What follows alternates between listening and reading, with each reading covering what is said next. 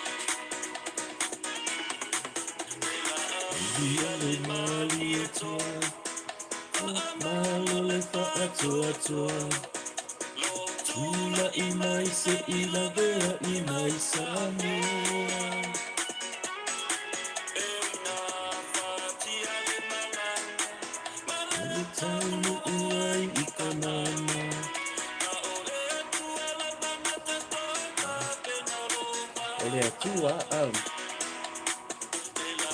Ia le mali e toa,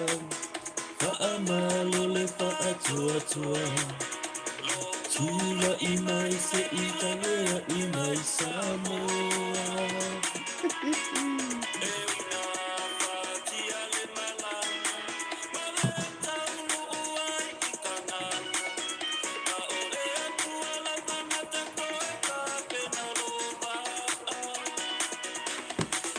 Ati mane si toea,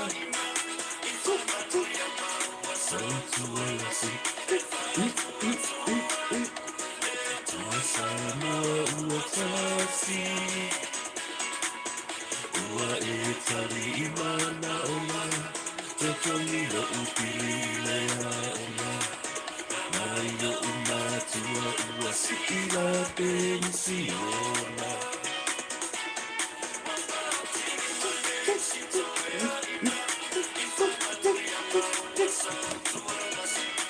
Atua tua, e tua Samoa ua tasi, ua e tari I mana o mai, te tongi o upili lea o mai. Ai o umatua, si I la pensiona.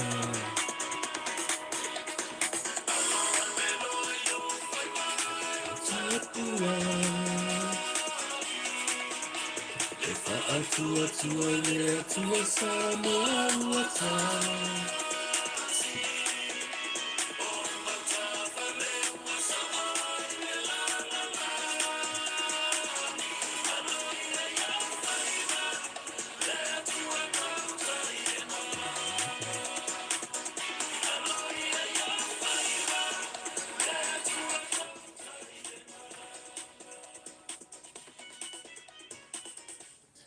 Alo ia. Alo ia. Ea tua tau tai le malanga. Ua tala noa uma Samoa I le miliona I le tausanga. O se taimi mua mua Samoa I lona talaanga. La auli le mali e toa, wha malo le wha toa toa. I lo tula I mai, e tau ave le safulau o Samoa, ai maiselo au wa. Ia, e whawhilo I atu ma whaatalo whatu, I le anganga e tumu le fiafia, ma le anganga e tumu le odi ne fiafi. Ia ua mai a ngā ruenga le neiwa yaso. Wha malo le ngā lulue, wha malo le ono sai, wha malo fo le pale, ia malo le ono sai, ia o le ase vaenga sa e ngalue le neiwa yaso. Ia whawhila I atu le nganga fiafia, ma le nganga whaaloalo. Ia ele ila ai mua fo ia a tātou te le savali vali. Ia e mua ona whaatalo whatu. Ele lei lawa le whaatalo whatu I suafa ne wa tau mai. Le ngai tā hua tele o tau. Lo tau pa ia malo o tau malu. Ia o lea mai mua nei tu la le fiafi. Pehi hangu wa I ko mua me tina ia ameria wha moana. A leo wa kupiwa te sapia le suafa o silo matua. Ia wa isa oa. Ia, whaatalo whatu le tu la le fiafi. Ia ile tina ia ameria wha moana whaafitai. Ia lefu e koe mua I malai foi. O ele sa e mua I malai. Ia po le foi sa e tatala ina le tato tatanoanga ne fiafi fi wan tala mai au. Le te sio whaatalo whatu pe tero te ufilo whaafitai. Mafuta mai leo pena unasa soifu manuia fuatino Iosefa maa lo le soifu manuia. Tala suni ula soifu manuia whaafitai mafuta mai. Annie po Ann Hira soifu manuia Friday. From California whaafitai. Ia le ala whaatalo whatu whaafitai mafuta mai. Whaiu au whata soifu manuia whaafitai. Pele I upu le avasa malo ia po le avasa ia sa onganga from American Samoa whaafitai. Arona mo nano soifu manuia SJ Testic soifu manuia pira Ioane malo pira Lam Sam patalo whatu eluso malo lawan mafuta mai. Ia le tofine ara sela sileli ia lo whatu la fionga wakusuanga sa mali I Freetown soifu manuia whaafitai mafuta mai. Ia lui kun mo iu whatalo whatu Charles Sterling soifu manuia. Whaafitai mafuta mai. Marietta ma mea soifu manuia. Malo, whaafitai lawa. Petero te ufilo whatalo whatu. Malo, ia whaalua au whata again soifu manuia. Ông sẽ mai sẽ câu. Siu apatu malo. Malo whawhtai do ki kasia sa o ka ungo suafo nei tamari ia. Langai e de o maru do tupe pe e sasi e kulo suafa.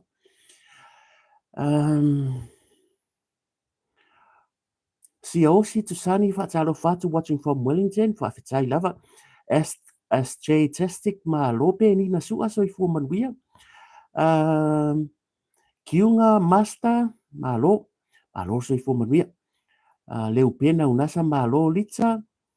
Pule so I fu manuia whawhitai ma futa mai. Ia o simi ti mai whaatalo whatu simi ti mai malo fiu mai amtala mai ao loi muripola.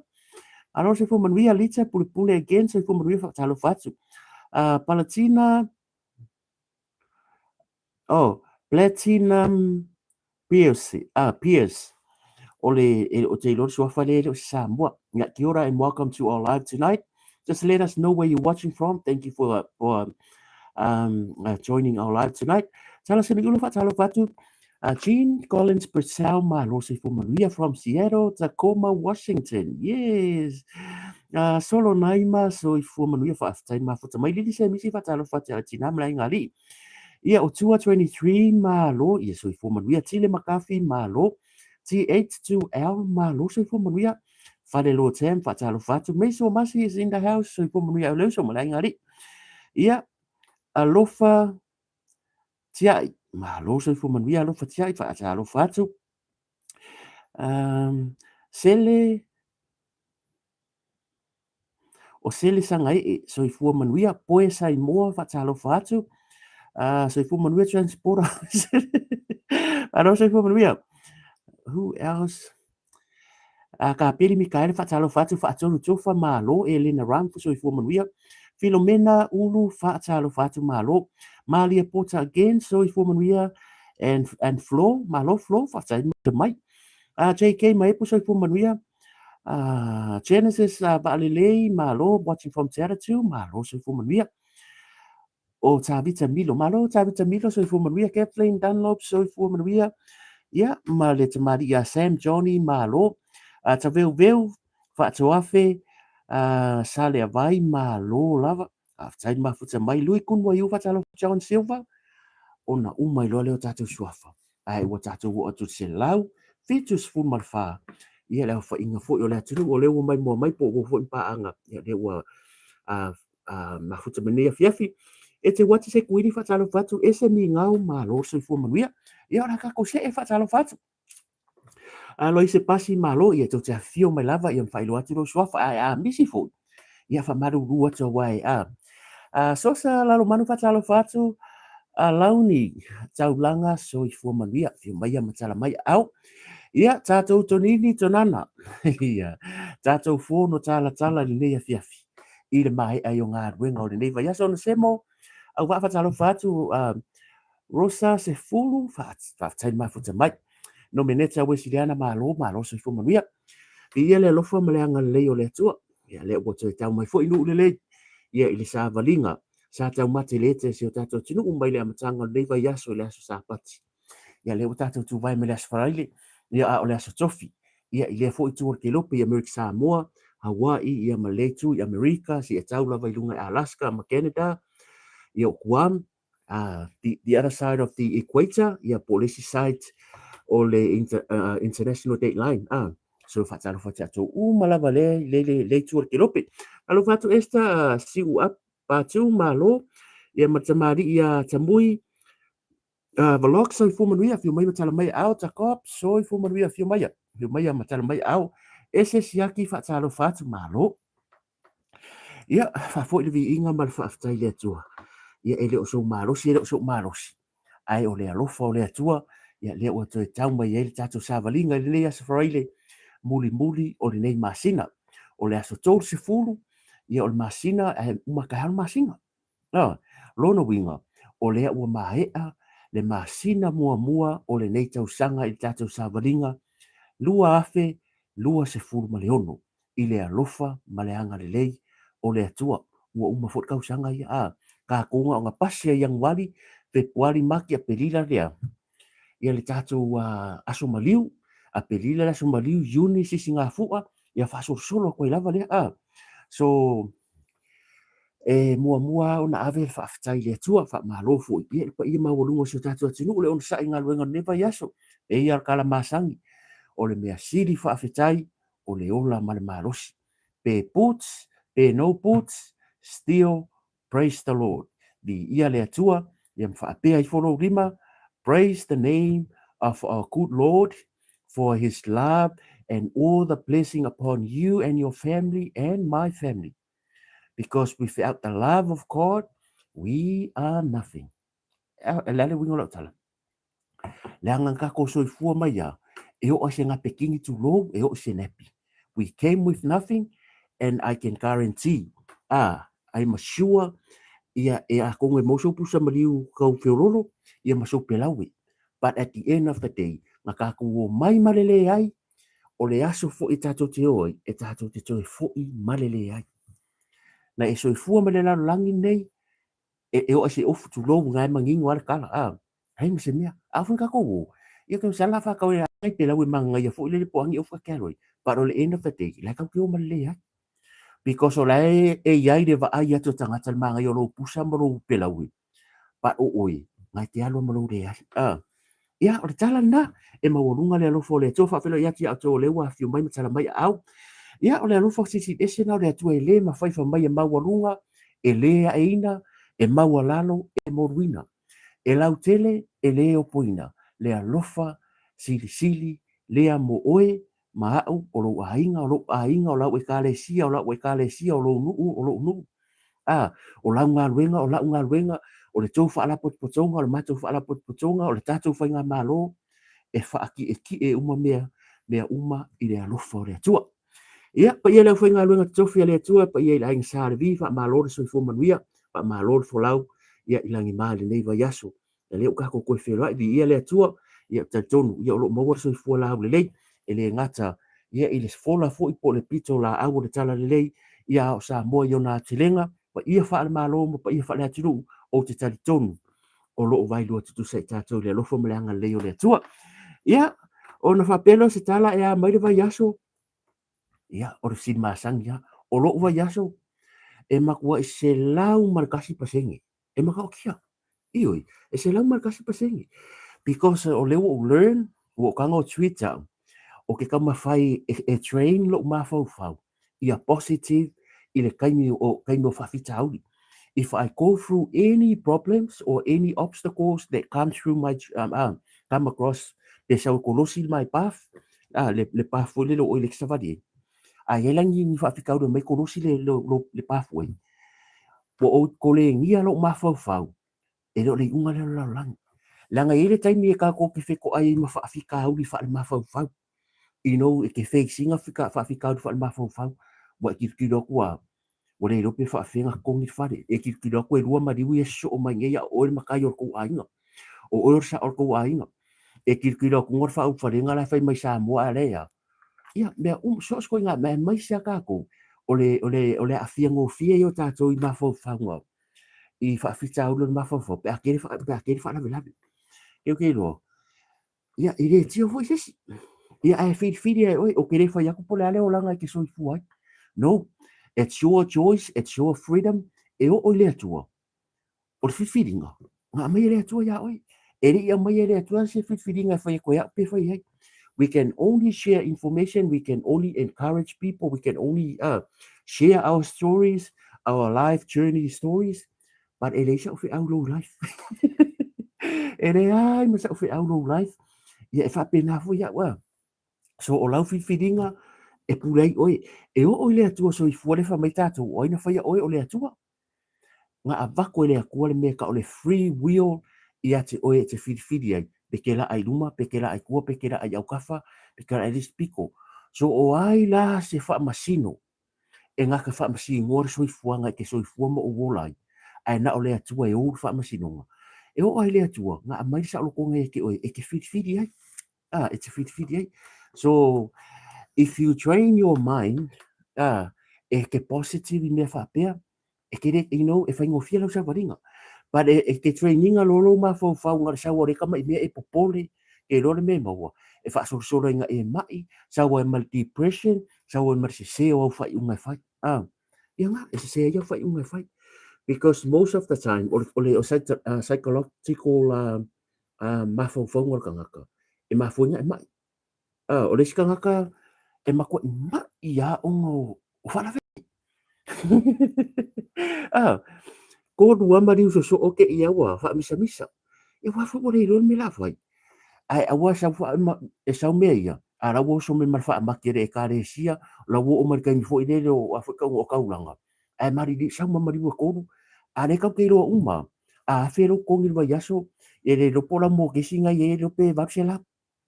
a fa pe ke fale rent o le kawanga a fa pe o fale le house ia bore ko pa u fo fale le house o le kawanga nga wo runga nga i se pe nga i kala i se are wo ko ru mariu a o ro ke ro si le e fika e o ia fa nga ro wo langa pe fai pe re fai ia e re fa pe ai le kangua mariu but you have to la u kala le ai fai o u le fai la kala ke le fa ku sisi e fa mua lava mako pidi mea uma. E po le ase fa la vela fo me mo kwa ku mai I have to, it's a must o e mua ma ku me fali. Ia ko kongi me ka fai mo because e ka ke o ar ku mau e uma fa la vela. Ai ono sui fuanga nei ia pi wo fa pe nga wo fa nga kaya ka ko me fo le ia la ngos kama o natu o si kama o natu wa sa wa ila mar vi inga nga pa mai la fo wo ko kango train no ka ma fa ala de me ai ke roi ai le ke ya so who cares aka ro ye o la kwa fa ia wo pa wo le fika wo ma ko fa so ngi va yaso ia la ko ma nga ola ke alo e fa ni lo no ka ma ki wa me nga le sa fa isi ke ia le warus ka miki ki fa fa ngar benga ka miki re umara o ke ia le fa fa ku le silong fa ku le silong ki e ku le silong e fa i fokai ko ro ka onai fa na ne o ko ngi ngo lo nia le la ngai le banga ngu fokai ko ma le pele ngari ai se ia le la wa mari di ma ku a le fa ula i lo nga nga pese me fa mai le mo kesi a fa ula i nga lo me le ye nga le chop up at the end of the day o le ola fia. But that's a key word i lo o langa mire e mal macho fa. Ola fia. Allowed le happiness i lo life your praying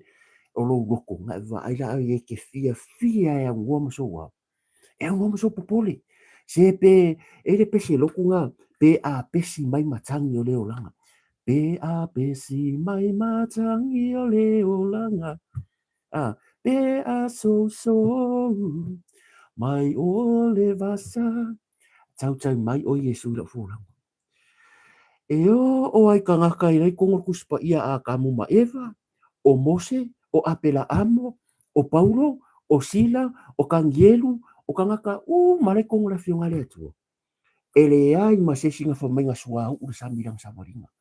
everybody has ia me o langa sa maringa a wala ni e fa apea e ke loku roa mai fa mewa e fa ola inga e le ni fa afita hauli ngai fa fika uri apel amo nga testi fa ko apel amo nga testi ai no ai a saulo ma paulo re ka ke karango inga e o ia ka vika nga testi fa ko ka vika a wala ni e fa apea ai e le ni fa fika uri but once e ke allow dinga e train no ma fo ke vai sa fa fika uri de pe ya proactive e le kupu mai wa e prepare inga fa mere e fa mai la le ya ka se ro ma fo si o langa ngi nga la kur kala lang pa mo fongo wala nguru because that's how life o le laro langi ngi pe o ma lo se fo manuia ma lo on sa i fa talo fa te ato le fa ka mo ko sa ma lo se fo manuia ia la se ka nga ia no le sfari de fo ia de manga mier ke no ka lang pa o mere ia ia e nei va nga fo le la ka ko pa tu ngi fiafi ia ka ko ke la la ku ku ai ia wa fo ile fa i mo nei va ia se mai me tupu wa ko le va ia so manatua o whaasidonga lea sa whatatasi sa iei le masalonga ma le tātou manatu a wā le waka akia lava le whaasidonga i le mamalo le whaasidonga i a whionga i whaasino e o la koula i e whiwhiringa so o la koula i it's up to them to decide pe whaawau lava le case pe le ai manatua la ringa whai vaso ke ngi le ua uma le vai aso nei ele i mō masi tala ia o le whaasolo mea uma ia ai ka ko karia mo fo ma per ko vai mar ko ni ma ia te lo nai tu malo ia masui mamaru fo yo le ia masi fo sui pa bia ma sui ro te masalo ala i langona just wanna know because a o ka ko i me fa pe ko ngai oi e o ai la mo ke fa ke mo ya ko ke re ke ngofo ke re mangofo ke la fo la ke you just want to see the answer because ke re manga ke mo e ke re o mau ki ngopo po fele la i fa so talo sia ia io tu leva yeso ya wa ka ko ye le va henga fa te atol fono ma to ingol fast au kilani la fa ka ko fongo la solus fu lua ia ole masina fo ia le kai kai anga mga post nga fa mga ko ia fa mautuina o le posiva ia o kere i fongo ia la lenga sen mai o ka ko posiva ila solus fu ban ia ono le malanga le sa mo ia uni so if you atum talatu au le ka ko kala por oats le solus fu la sa le fia fit fa ia ko fa i fongo fa mautu ai le tulanga le pa wanga ia ona tatu se ele o le aso sa fe lo ia le fionga le pa mia ia male fono tanga ia po o komiti o fono fa vai uma le motele sala fai ia sa uma kamaka uma ia le ese le manga kusa nga o ai ku le kadi e fia kusa lo mai komiti kusa o mai kai fongo mar sui kai fongo ia o kai fongo kai ko ro ia malako komiti uma fono fa vai uma le motele sala fai o le la sa fe lo i mal komiti on biliona ia mal fai mal minister fio minister ia mal fio ngale pa mia o le pe o le fako a feloa i ma fai loa tu fo le fina ngalo le ta atia le fainga malo ia male ma awala ia lima ta inai o fainga fa vai male nau ta ingo le fainga malo ia umai fo le lima tau sanga o manuia le fatinoina ia ole manga ia la karie fi mo kere sa fai karie fi mo kere sa fai fia uma i la tau ia ka fai fa kala ula le pale bia le fiona i pale bia ya namula ulu ino ia fa pe manga ia ino namula ulu o la tu molo na tu malo ele ku ese manga ia ngi be fa pe fo se iso matu tu malo va salanga lua ia le la ka ua ko bayang le la nga ku le fiona le pale bia atau sila nei ele fa pe fa ese ka ko sala fai mo pu se kasi uma o ainga uma la polo ainga sala fai kasi api fo ka ko America Samoa ka ko kasi para atau sila ile loto le la audio al mali to sala fai o le ala le nga lai ngase mai le fionga le pa le mi lona au nga mua ko sala fai nga so o uma o le nganga le fionga le pa le mi ai mai sia e malama mai le usu or kanga ka uporu le usu mai i funga le usu nga ruenga o le kanga ka le usu mai kuai le fanga usu mai nga ruenga e funga nga usu apu e pasi sa ala nga ruenga e malama le fionga le pa mi i le whainga tāo le usu mai kanga ka le usu mai whale arupo sau le kasi va vea por koru va vea sau le pas nga sau le e ngofo le wafu whakari le va apu e le va e koe sau i kors furu koe ki ai kula sa wale va i le vasa ku i murfangua ko e puer pasi i le lope la ko fasu lima le kula ya ro pia so ese la la ngona e maua le tangata fai ngā ruenga ma le tangata le upo le ngalo wala i fuai murfangua pu e lau pasi e pia ma peke ngofo funga rei ia peke ngofo i ngā uka konga i maka po fia lava se vai ngau poru pe te sau foi mai ki a vea le paka e ke arai whaka aonga ngalo fuai pu e pasi e sau pia e ese male ala le tangata e sau mai fale harupo ese male ala le tangata e sau mai a sau e pu e le pasi a whapera le insa avare ia o aso lai lau wharongo i e wha mea karkasi le po a whaide mea ainga o kal pasi a makan ka penga ia awangi i misi le pasi ia e sau le pasi ngau mai e mo moe i le wafo e whakari kai mo vausu nga koe o mai foi ia pia so langona ia ese langona o manko o a ore porua o sala fai o ke ro fa penga umaka ku e kau ke poru umaka ku sala fai kau ke poru ka ko kuila fa pena foi manono ao ese nga le fa koi ako vai le loko le fionga le palmia o le upu le na fai le ia aro ele ma le fina ngalo foi ona io tatu ainga sala fai le upu le fai mai o le me le ia pia ele le sala fai o le mea le ia pia ele le sala fai sa ku sila ia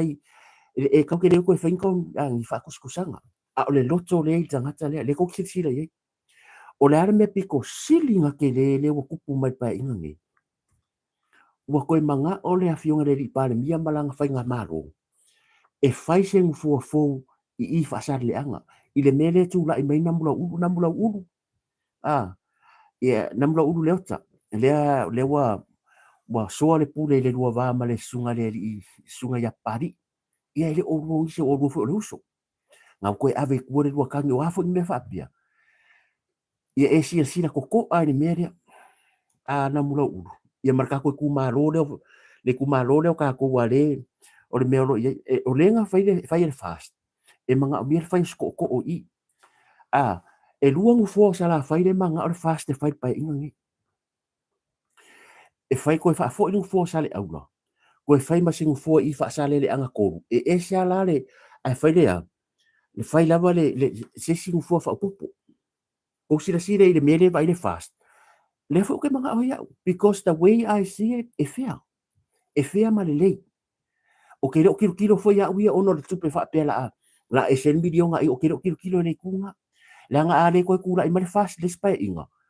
Ia ele koe mawang video nga. Wa mea mo ia kula i mai se spaki. Ele koe whaing video nga. Ele koe i fong wha avai. Ia ki di el vahenga lea. A kou manga o lai wha awau fong wha avai wha awang video nga. Wha kura i le fast. O le koe wha fo i rong fo sa le aura. O le koe o le whai rong fo le i wha sa le anga. O le i di mo le fast. Ai manga o mia le langolango ai mai se lava le ko whai ya ngamura u. E lua ako o ka ko sa fukula whai. O ngamura ulu makuilangi. O mo yo lai ko kele a o ka sa whai inga rungu whapure. Ia o iai lava ia. O le alai whakula ukala. Ia sila iai. O le airea o lau ko whai namura ulu. Pe awa o mengi e paroka i lua vai koru. Ia o ke ofo lava. E ofo pe ke koe kura i mari paroka lela a sau pe kuri o le chapipi pe o mea fo lenga lau lau vale ei se tasi fo o sui o le chapipi i le sunga ya maururu. E ke karikongu mai oi. Nga e kura i mai i le chapipi. A lewa e paroka pe a fos paroka. E ke maa oi mga amia lua vai koru e koe whafo ei. Tātou sa le aula. Ia olo iai lava nai nuu nai se o po kiki o uma paroka. Le foi sa tu la i mele fionga ya tuala i o mai a foi sa tau tua o umalo na lana tau tua. Ia e whapea po kiki. A whapea o le ai o ngalo roko le kaimingi. Seisi ka ngaka. I ko ia au au. E se la ko ngā po kiki ngai o uma. O mea uma le avaku malo e whaasafua alu umai. Whaftai foi ya tuala i tula i mai o tuala i kaimi foi a kula i mai. I whapea ngā. E le umare la langi. A koe fia kau vai foi la fionga ya tuala i lespa inga. E koe mwhai foi. A o le mere mana o mia. O le koe wha foi o le ngufoa o sale aura. We need that seat. O ai le pule. O ai le pule ngā ave esea. O ke manga kua ia e au. Le tamā o tima le avai. Le tamā le fionga fo tamā ita ia tima le avai. Le pale mingi ngā kula ia warko inga whai aku iei. Kula ia whako le ia ngā wako inga wa makua. Ele i oi ei. So le kako le tato i tu malo le kula i mai le fionga ia il minsta o se fu malo loina. Ia po pe ka ui fa pe un fo sa le aula ma. A va kula un fo sa le aula. Ia o ko si le e le ko fa ia pe o mere fa ia le mere we ke ni. So ia ko si le mama i fa pe nga. A to vai nei ei. E le nga ka lua va ku fa ma ni anga me ka seling. O le poro keki o ngai ka ui o ko. O leo manga o le fast fai un foi ko fa foi ko un fo. A le fo fa solo. Le fo kala ka ko nu pi fa. A le fo wa yai long. E lua ko inga vaenga no nga tupe wa va le malo. Ile ofisa o fa toanga. Ele ofisa fa toanga. Le wa va ko em fainga long nai ka ngaka kai ko kasi. E ma fainga long nai le au fai pisinisi. Ai pa u pasenge 5%. Pa o long dia fai la fai pisinisi. La iti pe manga le mai pe fai la ka ngoa po o ele fai ula fala sa fafo. A fa pe sera ula fala le sa fafo masinga. E kun fai te long. Ala fainga. E 5%. Ai a fa pe o ele fai lu manga sa ka vale wa pe kosfu wa fe ngai. O le mea ngai. O ngai amaka ko sera wa fe o sera wa fe long me ka pisinisi la iti. pe afa pe ole mai sau export fa wa ai wale ngaka leo vaku se lau mas fu leo avaku lea kasi kes mal ba e o ku ya yungi mo mo video a le fu ia mana o mia ko fai un fu ia mana un fu kasi o ka ko I ai ngar tai io me ka ko si si le because e once in a while e uma lo lava ngolia e e le ko ye si fai nga malo ko manga fai ni me ka ko mai o ko teni ai a manga nga fu nga mai e fura but they don't have the number su ia le le fa fai e mo ia le fast de kai mingele nampa but o le ia ka ko nga mai masu kai ko kasi ia masikanga kai ko kasi pe ko rua lango lango mai su le cha pipi ia but we don't know mai ka kere loa ye o le fa solo fa msingonga mengi ka ko kere loa so e manga o mia le lango lango o le ai la dia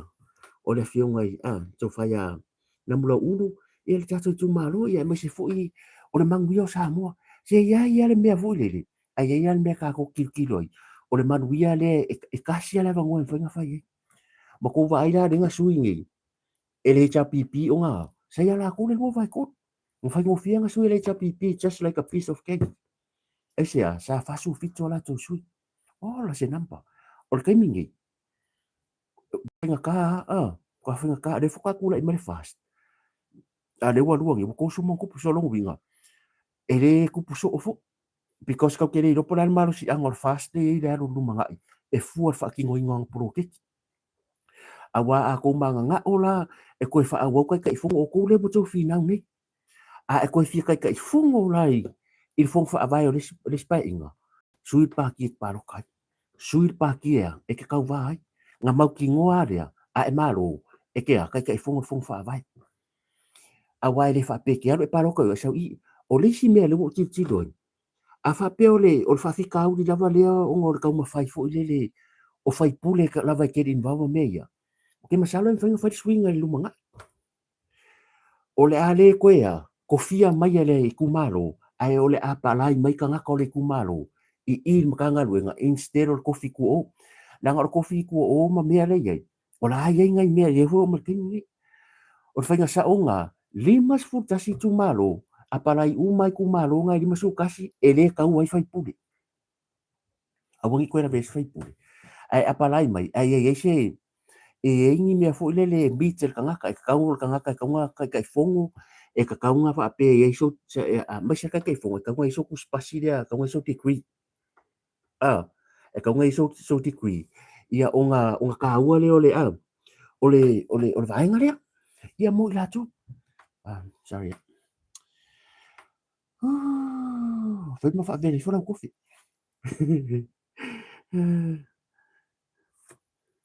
ia nga o le tāua la lea le whelo inga pai maanga ia. Sa la whai, sa tūla I mai le fionga le aloli. Ia wa ai. Sa tūla I mai le fionga le to ali ia tau whilau. Ia, wa ia, lua se furu tolu tau sanga. O tūla I mai tūla epa, mai tū mua. E rei e le wha peka kau ki whailonga. Ai o le tāua o le mea rea, o le mea ngā whai ngā kāinga la ngonga le upureng whai mai, o le mea le reia pia, e le leisa la whai. Langa fo ia luas futo tau sanga ere I oso tula e pare va ai aru sala fai va ai le fionga le java ai ai se nga oso ka avale pe nga sau pasi sau pu ele va sau ku mua fa penga aruaku sau so I fu a ku la I mele fionga ya to filau o le mela fanga kas e pu ele ka avale pu ele va pu ele pasi fu ka ho I pia ioi a le mele nga I le sunga ya tula ipa ele I loa kula e pai se vanga ngi mea fo e kalango I awala fo ka ko sala fa so ele I fa penga se me fo le ngofo fo ava pe mai ia wo manga va ki awa va ia ku ia fa le rupo usa e mako I behind Alex da sila ya ta tu sala fa o ke fa kula fa pe tu silima a le ese singa na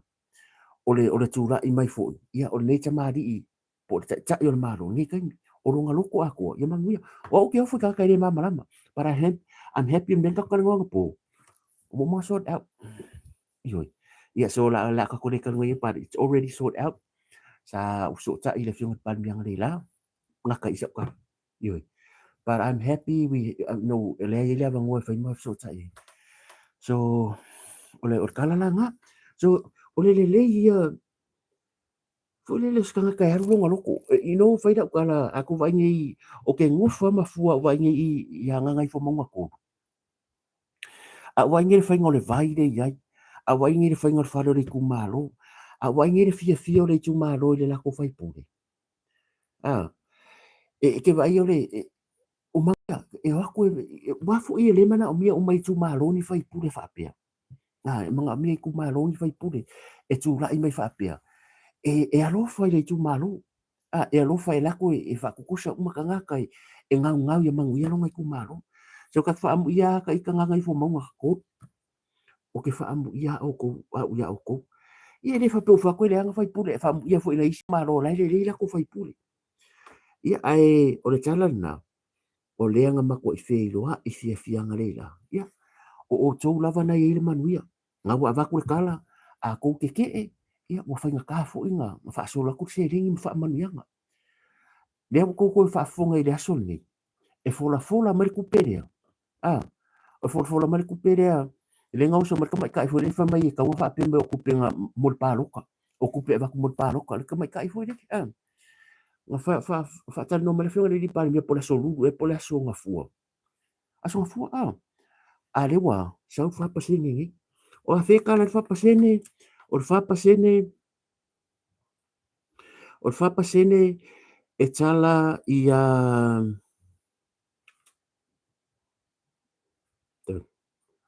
ia vai le mere ku sipin kara e poisa o le masinga e pe a koe so kong ngia ku si le asori ia le sa o abo koe inga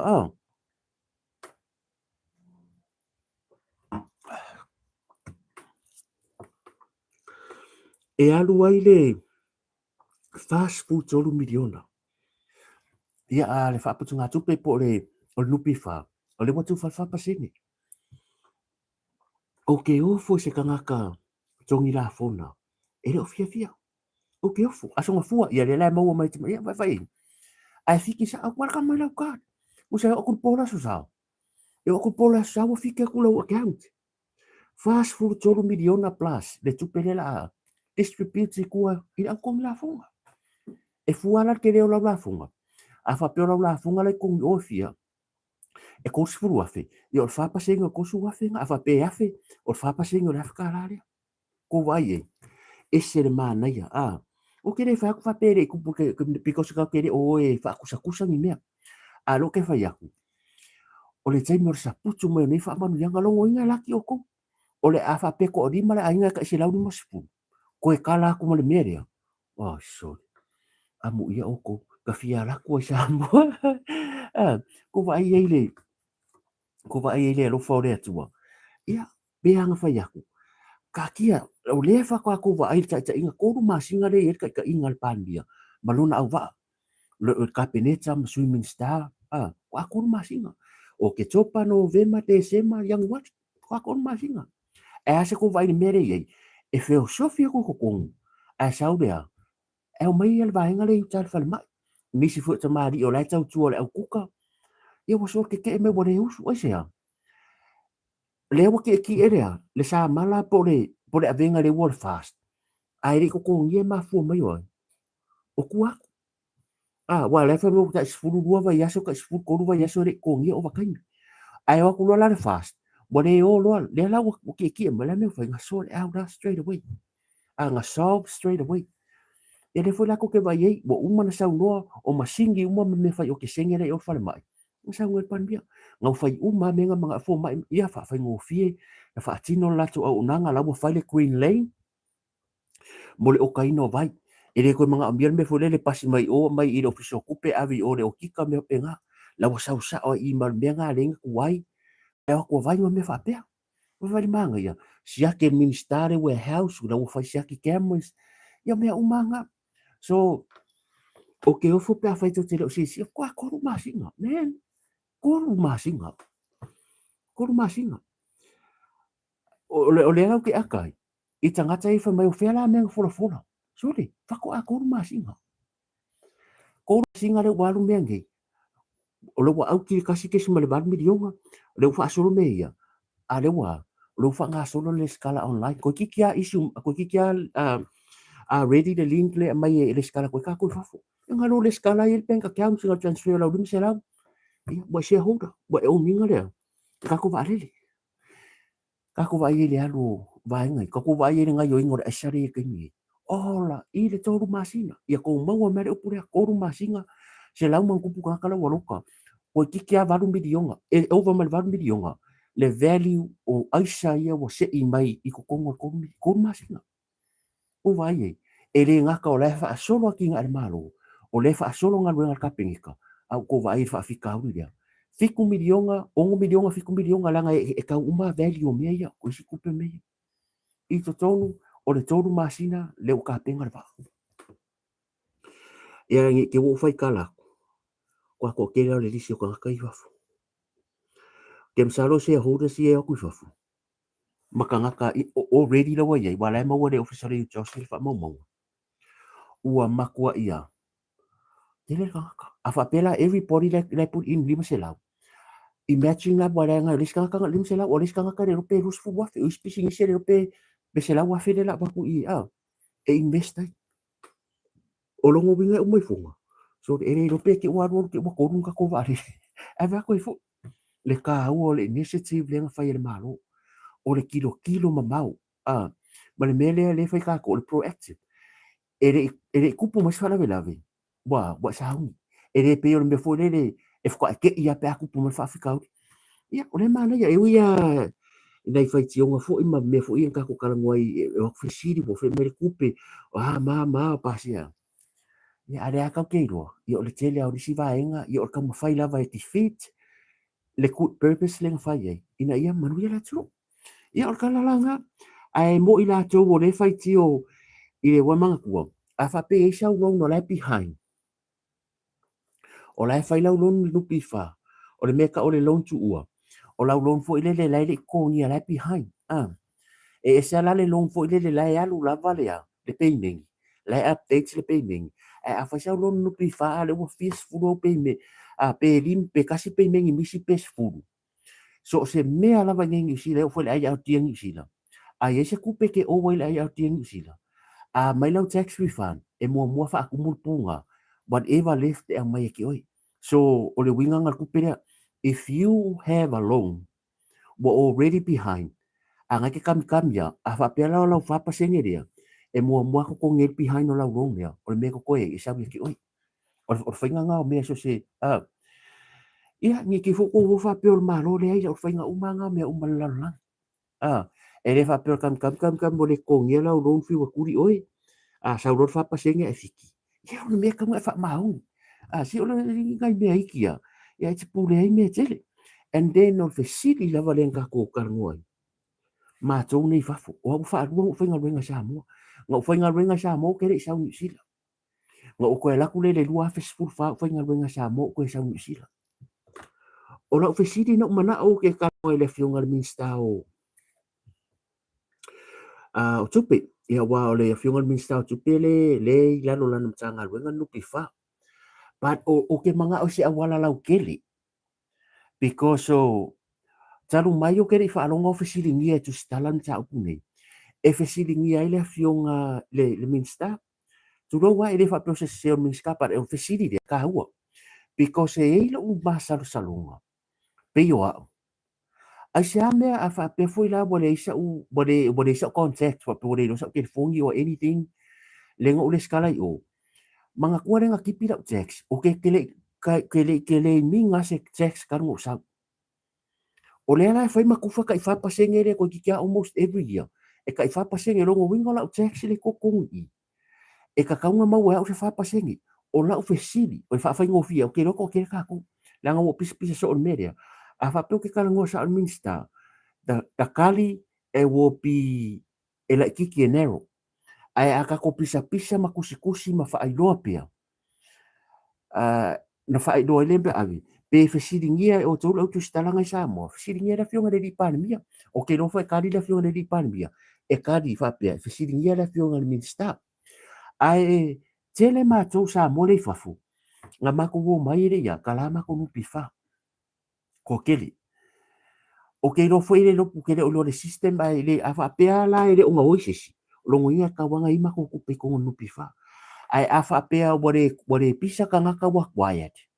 o longo winga nga ba aya ko ka ngaka le wa fia ka usanga ri kala pa senga i e lua ma sa salonga la ye a le wo ki usa vafo ke e wati litz lo ka ngoma system o a o le se siri dia o le ale umi e fa ku la fongo ma fa inga mau ka ngoi ko ngor system fa ko ama fa e nupi fa kiriki ese fa ka inga a fa pe le wo maliu a le ila usa fanga e ma fa inga ku fanga we kala mai piko so le wo maliu a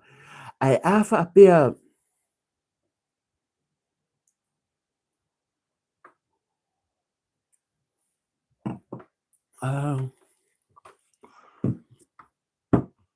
ko pe ka ku mia pina ngalo le o Paulo Joani o le fa ko singa le cha pipi o le afu o le fofulanga lava e fo ya la ia o sidi la le ta so mo le vanga kala ka i fa pa senga ia a fa pe la la text fa ka ingo ki sa ni pe ngale afika la la text le sa mo o lo no wingo le mau fa pa senga ka nga mo le fa pa senga o lo ku pe mai ke wai lo ngo wingo o le ska ka mi de ngia pe wala ku sa mo ko sia ki da wala mo pi fa ke do fa pe na o tu ai a fa pe ka ko le ka ko ngole ka pa senga lo ngo winga e ka ka nga o ko wa system ngi e ka nga e ka nga awangi ki o fasidi e ka kause ilonga wa ti klea ku o ki ka nga ka fa kwa ave ese langa kala langa nupi fa se longa e vakur ki dia le o ka ka le wala ki mar se ila sa fa fu kala langa nupi fa me fa penga a wa una lo ke yoki a bo sa fa fu e ka mo sa kupi par wa ko ke fo ina isi wompa anga e tala no mai e sa ola ko ngo mai kala we need to raise this issue because afa pea ele o nga oisisi our money is still in there lo inga o ka ko kupera ye e ka wanga ko sa mo kala ka ko fa pasenge ma me ia mo ka failo ye o ka ikare nanga ngo sa wa u yo kere ya fa sa kere ya lo fa sa kala no pifa ora ko fenga lo ko sa ele ka fa ya sa e ka mo pasenge uma everybody penga fenga lo sa mo for no 1 year 6 months nga kala lang checks nga kipi lang no pifa so ko penga lang fo ko a faila fa pasenge de e mo lang siling e mo lang siling awoni e manatu ia pare e ka ua yo mere na nga kasia va nga ro ke roa o menge e ka nga mako e fai le system ngi ia awangi sao ni me afa fenga sao le vai le o i long le liki mai ko afa pe wo long mai bo liki mai ko information so long e ka fia milionga ma aku sai nga aku long ku pela popo ai liki mai ia ngai ka mai milionga ngai ka ka sa mo ngai e ka resia lo no inga ka ku ke roa i ai lava man ko ke ma sangi lo mo mo oi e ke masangi lo le mea ngoi la kala sawa e ke fiwa ve ese lo mafofau e kasi lo me lo mafofau o ngoi o le aikupi o le pepelo o le faikakala o le faakupukala langa leo te lo fato te ato atua but you know bo wa ai mo mo ka pepelo kero I come across ilo uolanga bo wa ai ka ngaka mako ka ngaka pepelo e makuale ilo ka ngaka la pepelo mo ye ko ingang makwenga ngo leva kero ko inga akala ngo e mako inga lor ko inga nga o le pepelo langa mela fai o le kalangor ko inga le mai te vai yaso la fa ngoka ko i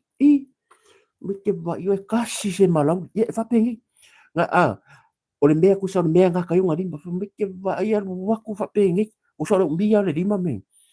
te vai filoa nga fa nga ngi ya ala ko fa mai e ke vai ko ki ke fa pe me ke vai kasi se pongi wa fa ai a ngo le ka ke ro ke le pongi fa pe pe fa pe fa pe nga ka ko inga ku sa wa mako ingalo ya ya lang fu ma sangi ke ro lan me ba ko ka nga ko ka wa respetero no mo ka ka foi fa me yo u ya ka lo ngo lo ke ko ya mo sa mo o fa nga ngi sila alu ke fa me yo mako malanga le ngalu wa le po di mai ka san ka wo ino o e vai e ke ma sangi po e ka ma ko se ka fa penga e ko ka wa respetero e aro ma fa makero leva yengo manager ai fia yo ungo CEO so se mea e fa mai abo ngalo because fa penga e on mela na to e le fa ko nga abo nganga le mamasang is kanga ka pe for mbele u fe ponga i fa fo isi le sai makanga le ngale o mamasang fa ngare pawa no ban sa fa pia la la ye mai sire kong yang abo makuro umpa ko isi o konga ko konga ko kar lo kar pandia e ha mo nga ko ngo ia wan tira ia o ko ke ia mai sa mo na sa not par mi e ko salo umon masinga ngi mo le ko sino le ala mero ka ko vai o umon masinga kaya ia man ko e sia ko sa se press release wa ke la ngi ka e mo was ka ko sino le winga la la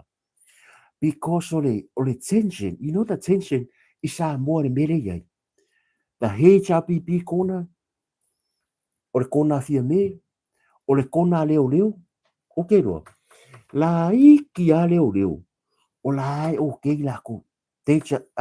just ngal fai la ko ngal winga o le si ango le leo la fa fo ringa te mi makua i kalo ai o kula sunga fuang bo saure unga mo ria la le mare to but the sad news for you guys watch your back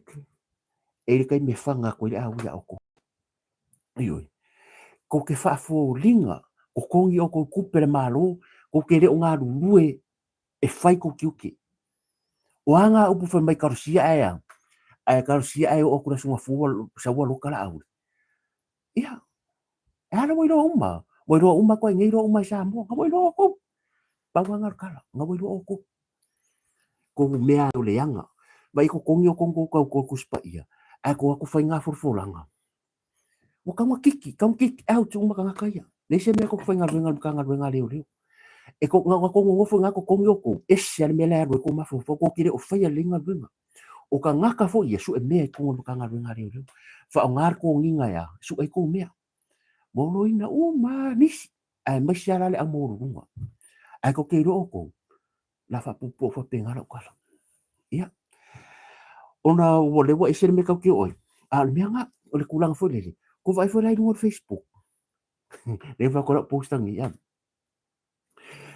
o le kangaka te lo me wo mai ta una ilunga le Facebook it's none of my business but you know it's something that o like loa you know I didn't bring a kala because it's not your none of your business none of my business ele o sa pisingisi ele sa fe au but I've noticed o le tele o tangata e lokala ko page ru Facebook ka fu e lokala ko profile o ka ngaka fu e le ka kenga post e le ka ko min tu lo wa awangi o we ele o direct ku ba fa ku sesi but I know some people ke le vai fa ngira ko post mo la ko Facebook e le kai foi ngo mai like mai ya o ke vai like ke ko they very quiet they very private la ko langa a ko ke ro ko no ke a ko mawangai e ke ia wa fiki me la o sharing ya fa mai o la ta fenga o lo no winga o la maka mai so uma le ai ma se pisa ma ko wa ngofo o le winga la kala o le you know o ai pure ia i lang Facebook a fa pe ke manga o i la uia ta tonga a lokala Facebook ele ai se ya a wa o lawa ya ta tauna but do you think e lokala Facebook ai ke sau e maka fu e Facebook ai skanga o le mea konga ka o lea o le ola fai kala e ke fai kala e ke whakanga le fai kala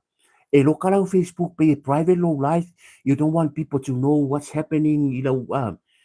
you have a private low life you're a good person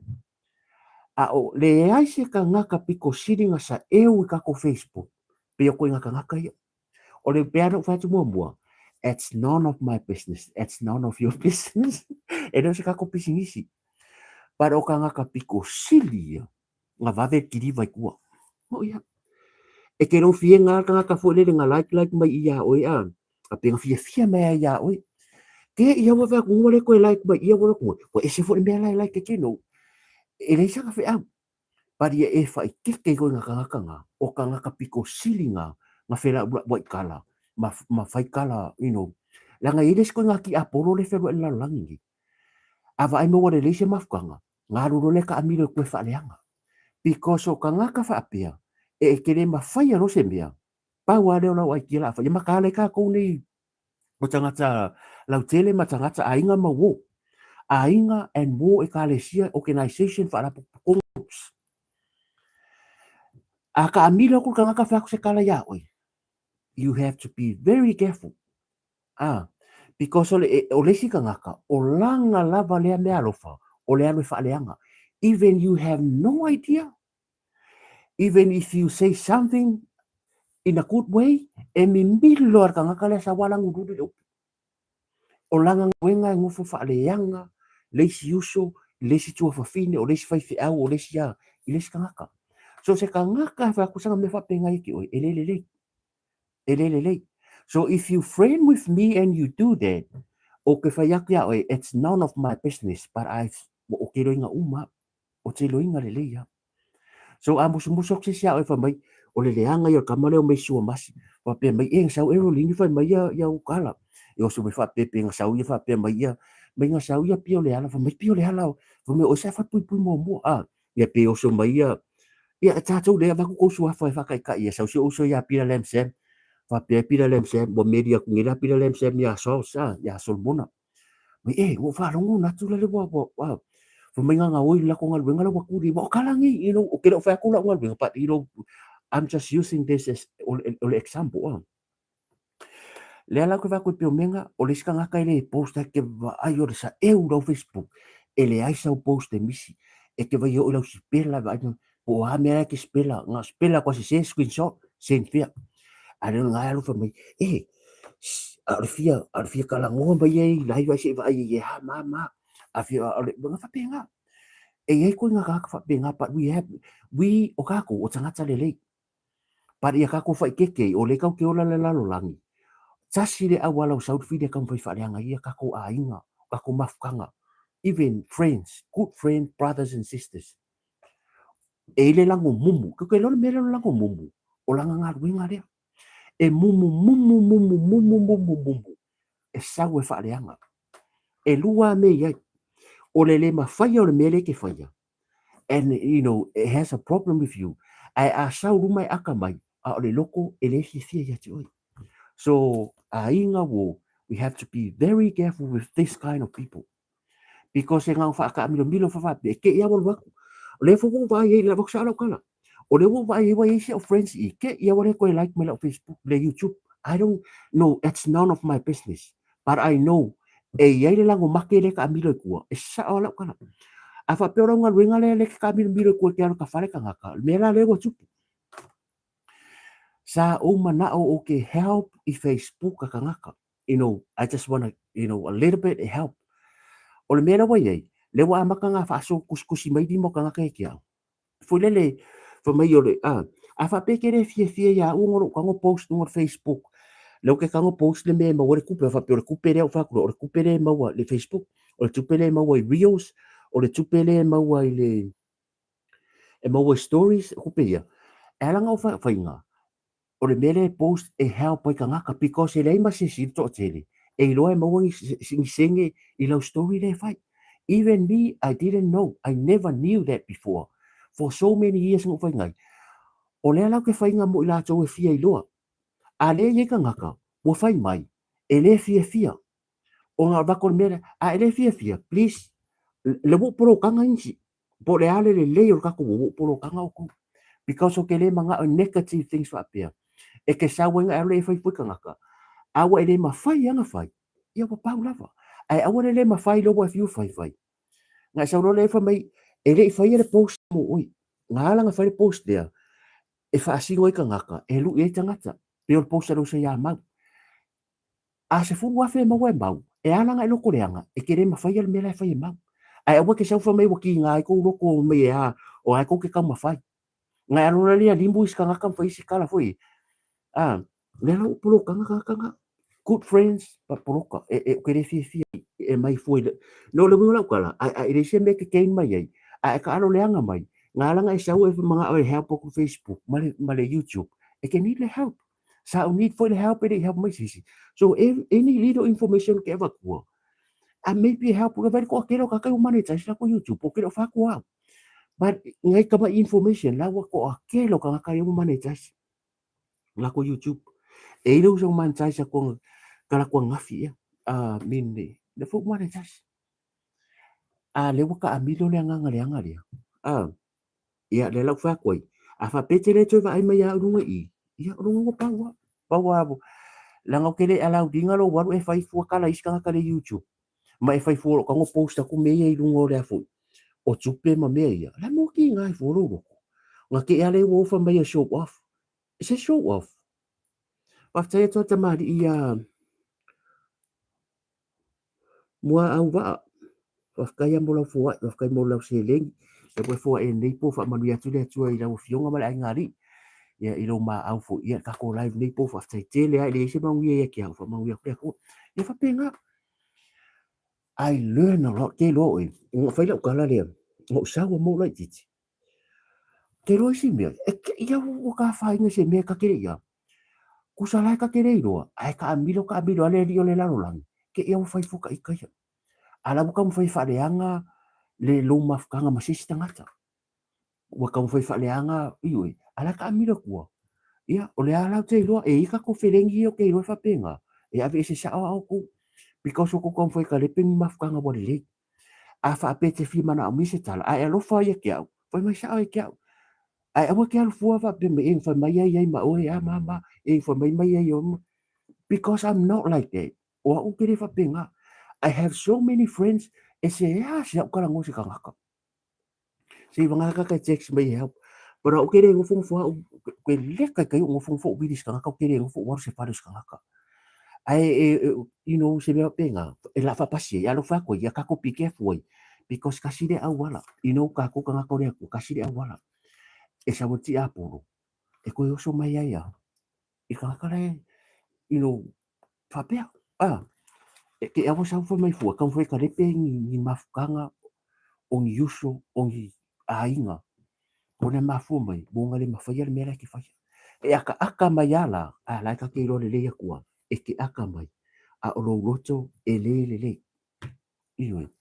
ia nga ia fa pasi le maka hule ka ko e wo ka wo ma fa me foi le because o le ngo fa ko ngel makainga o kere ko ka ngo if somebody manga have whatever little information le fa ngo sharing for equal ko YouTube pas you me penga maybe my messenger but I'm not going to talk about YouTube and Facebook on here me ka kupe because o le mari so o kere popo like I'm not angry le foi la mo vai le mera ye yeah I can see how if I ka masyadong on Facebook but it's okay ke awia because o le ke fia we le mo wori tupe even if you don't like whatever I posted there e ke le like a ke lo video la ye e over marka se fu wa fe video la fa even a post kusala ke le like ke le comment I know pule oi a o vi manga ye o si video wa ka a familionga o na afa de musu afi o le viewang o le ngo posting ako ngarela e iwa milionga people view my page le Facebook le vai asun te nei a min le masinga ngi wa sawa e quarterly we okay 9.8 le wo ye te mingi anga 9.7 le kai hau the last 28 days ko sisi le foi wa yo fa pe okay pero on le dashboard ke foi pe ko wa kui wa okay dia mai ko sisi da ia nanga le posa pa e lo le mera so o le wa o le mera ke posting na Facebook e post ba e mo me ping sikinga e post la e alu e la ai ki ka ngaka e mo me pongisi o se ka nga fa le post e ka se fa me ka nga e fiku e aso o le lima su wa fika ka maka ia e mo la fa su lo ta la mo la lima su ka ko so me la la post ai le me la nga bole ko fengi live lo and I know exactly what I'm doing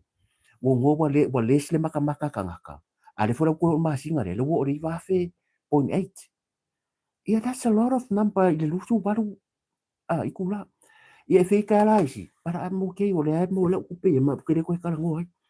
o ke ko fam kala piko so ke ro fo ia la wa fa ina ria de ya lo ko isi ile mo wa fu kupi esa ole lu ia se uso ya as mo ya seli e ma ia o ya le mo uso lo lufa that's why I always love le ya le me sa ngai uso ma ko ya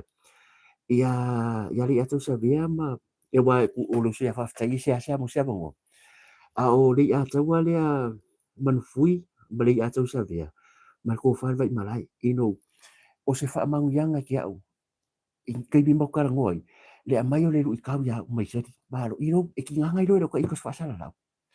I always I fear ma for my keep up the good work e lu ka mai o le mele ko fia ai fu de la fo e le alu fo me ka ika de fo ia ka ika ri la lo I la ka mga alu fo kuska so le ka me fa sa nga me a wu ka ka ke help ko so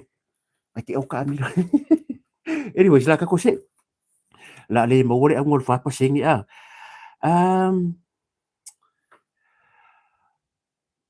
o le vai so fo o nei la stona fa filo ia ti au tu mala vale ko wa fi mo kala mai au o le mosca kom singa asa ele sa no anga la fionga le par mi o la sita sila maybe ele fa mai la fionga le par mi o le fa unga masina ni e fa mai maybe o le fa unga se I doa por fa unga masina ni para lo mo masina o kai au ia se ka ko doa e fa unga ka pinga ka me fa kai au so ngai kai au aso sa and then aso nga fua lauri unga fa misi unga le ka fa kari o le ka fa kari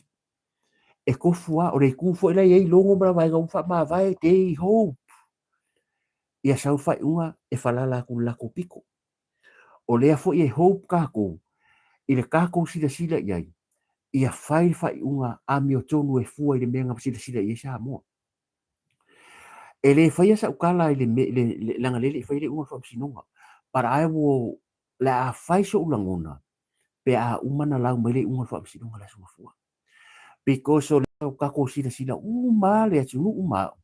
mo kako sila uma ele fa anga so longa fa sinonga so ele fai sa ukala timing ei fa alongia pea ta oto pea se io o la songa fua o le mea fo la nga le bo ugo ai wa tua ye se fa ai unga awa e ma nga ia ka ke se io la songa fua nga ka ko rore ye because ele fai ngo fi le a o ke fai aku a saure unga e lua unga ia la sa o le sau e ma lo le tu le ang moria ia pe ma lo le ku le nga e lua so ia ka ko sa ile kiki ia polale kulang ola ia ai le ko mamau ele ko mamau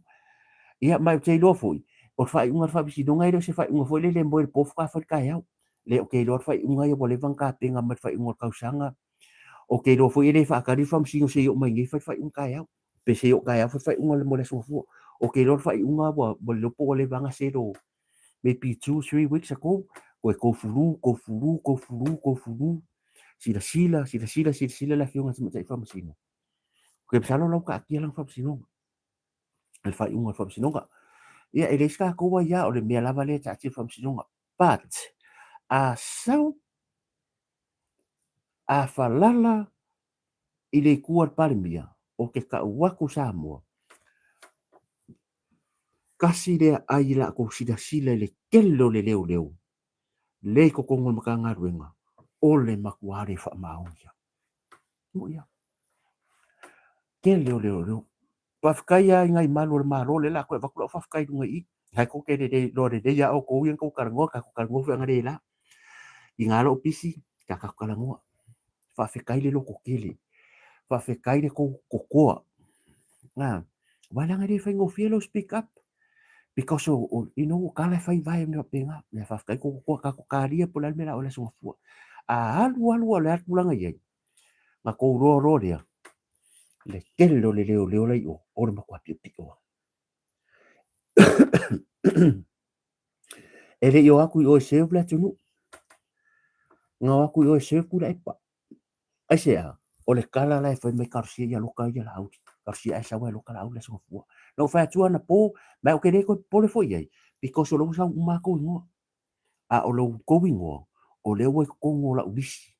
ua te tono le potu e loka i mea uma o ke wheo ai fuwa ala ma ko menga fai nga ke ko wheo ai mo ko roa ko ioi mana ya e mana ya e mana ya e mai an o ke whafkai fo ile atua le wha ngā le wanoa fo nei e wha ngā ese o mai tangata ino e eska ma i me wha ngā i o ile atua you know a little bit wa ma koe e au ngā uma ka ko le lalo langi e ngale e o whai a ko i ko mengi mai o ke roko ko mengi o ke re yo sa ko mengi everything e ke le ame e ke le nga ko mengi le fa pere nga e o ai ko mengi fa mai ko ke le fi de a running on malo e ta wa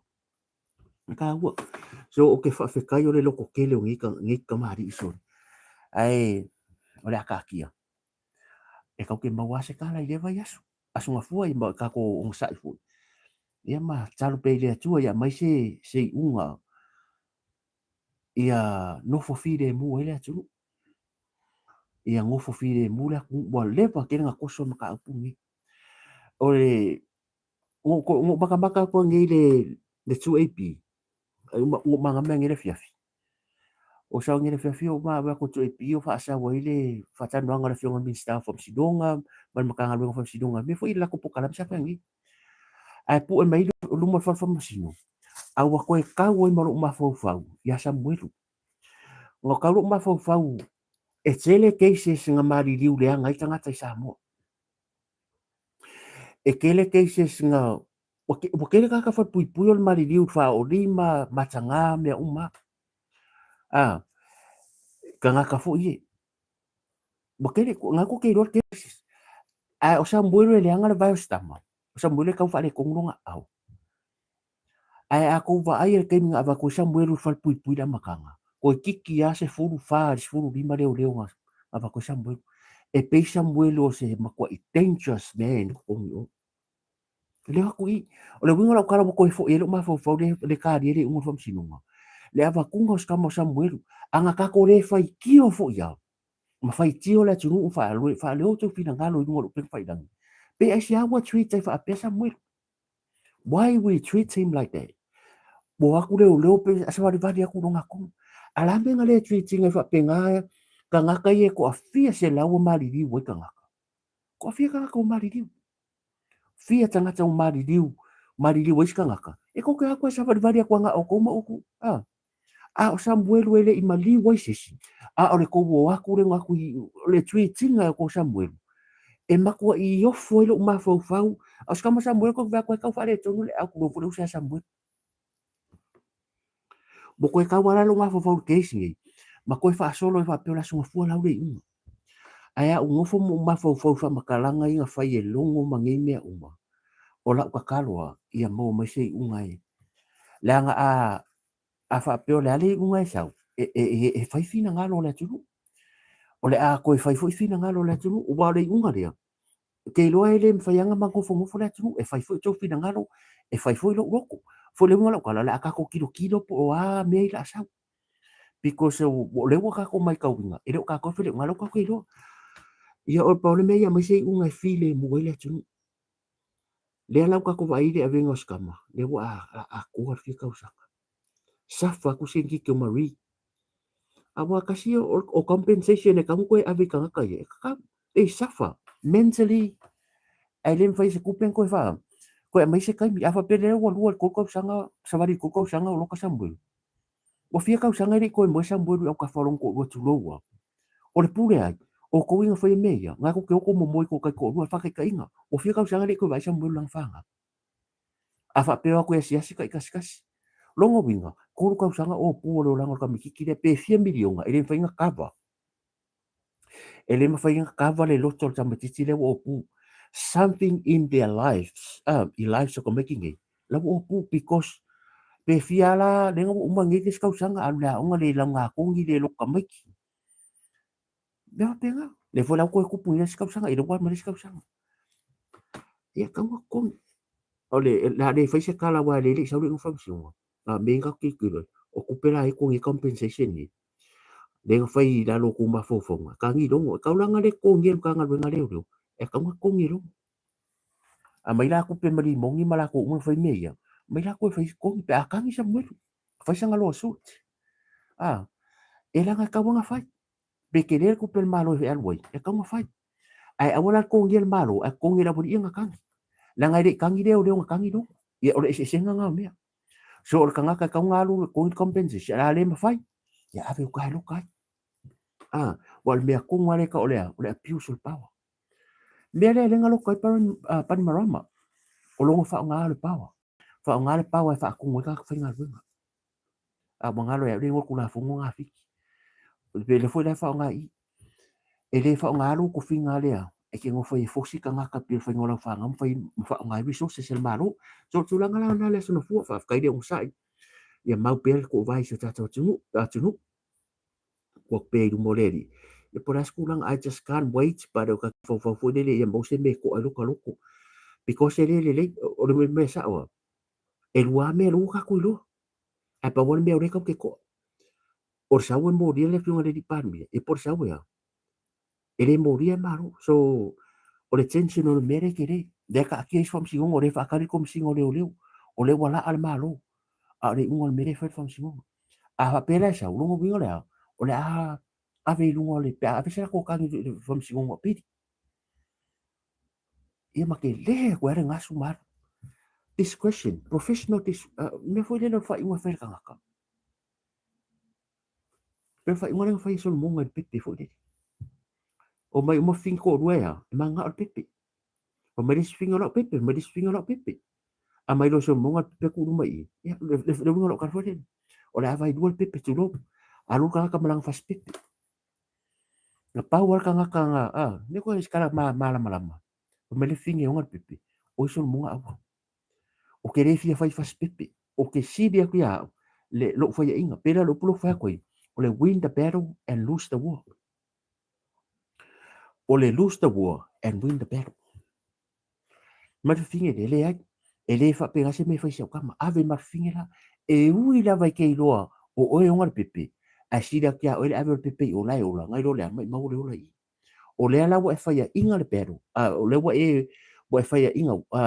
wa lose the battle and win the war wa ma ro ka wa ku sa wa fai inga le ka wa foi le au malo o le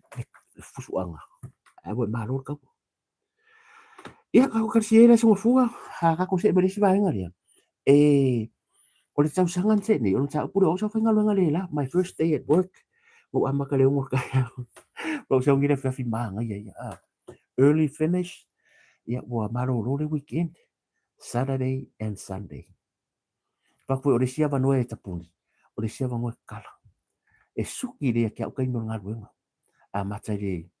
maybe 7 o'clock in the morning or 6 o'clock o mai fua ia a manga va fa de fiafi o mo kwa manga ia I really like it I enjoy it ia va kai foi de dia la ngo mai la o la ngo wa so mo bo so ba o so ma trai ma ko inga ngare la mai se mari inga ai o fai la kala le media la nga le to tele tato nei ni sila o la u foi le ya to le fia fai ko na singi e le me le tupu New Zealand tau sanga tene and the year before and previous years e fase lau fase man tupu kanga revoke la ko commercial licensing in New Zealand okay lo me nga lengo o se mar fal pasire because wa leva ngo fi ngau o si o le ngari e unga kampangi e le a o kanga ka ia le wa nga le kingi senga le yai mar ka ma inkia fiki le yai o le makwa le anga ko ke lo la checks nga fai di ku lo wa ke la kala ku lo wa o ke musi fai le o ku le upu yo o le se o le upu maso ai de spala wali no checks se fa fingi fa ku te real ka o mo le upu nga o ko ru le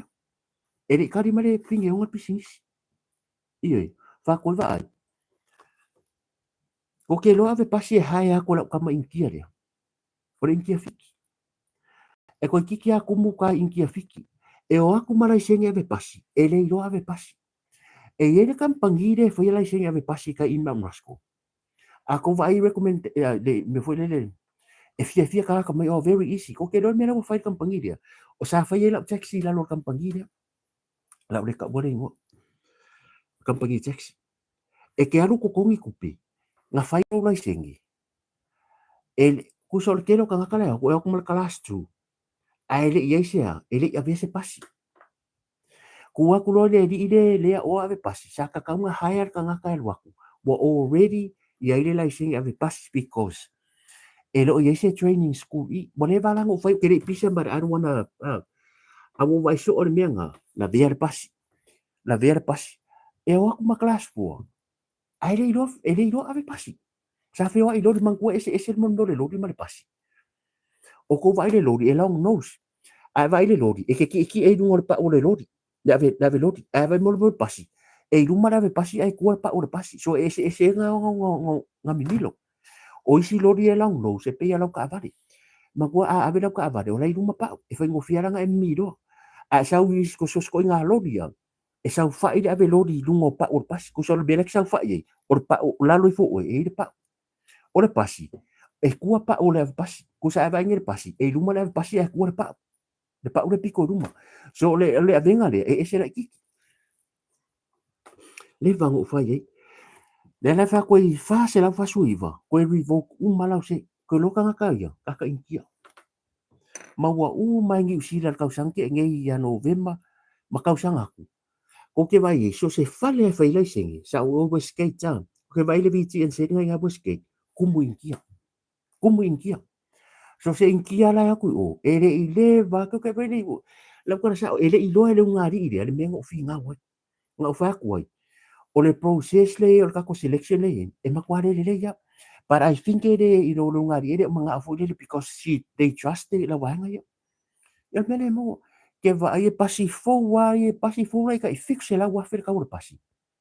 pasi electric la ye ma ko I omo pa wa fo le fo ko aku ko ave pasi ai ko fa interview e fa kanga le ri fiki yang ka ma fiki ya ma si ma le pele pe ai le yonga awa uru mang a walu nga ke le fa ngol pasi e pe fa ngol ka avali le fo langa o manga fa nga ya le ven ngang fa le yelo pung fo vai kuma ya kiau because I don't want le mele la ko ma usia e si le ka lo ka ngo keep le pasi le kasi ele le ke lo la o off le weekend wala le merengo off ai le Christmas lua vai aso ke la ko vai mon ma usia le kingo le ven le ai le ka yo ri poki ele ango I la ko fa ko fa fingi o le ke le o le cost le I ma fu mai o le haya mai o ave pasi ele ya vengi pasi so o ave lodi nga mai lo le fa nga ven la iki o le fa mai le pila singa la ki ko ai lo ko nga pila singa o le 12 sida ia male le ke ave le pasi ia nga o ka malaya nga ave upa mole nga mai ya mengi sida a fa lo le singa ave taxi sa alu su elo area knowledge e lima suka la o ki le wa fa area knowledge le lua fe e ngo sa wingi ke no fai taxi e ke vai oi e fsi de kia oi ka ngai fa singo mani ko one way street ka city ka umai ngo e fia officer le ka city o le ale wala va be ala ku ka city ka ri e po o le fanga ngal area knowledge ke la ko sa fa o le map o mai ala u la vai ngai fa le upa ia bole ko manga omia bole ko fa hangi ni area knowledge o fa GPS which is o ka dia swinga le po sa wai o asola a yenga u record fo ile fanga e ave taxi yon mele we mo ko ele ro po le ave upanga la ko ave la fa nga bla ngai ke o nga mero finga kai siti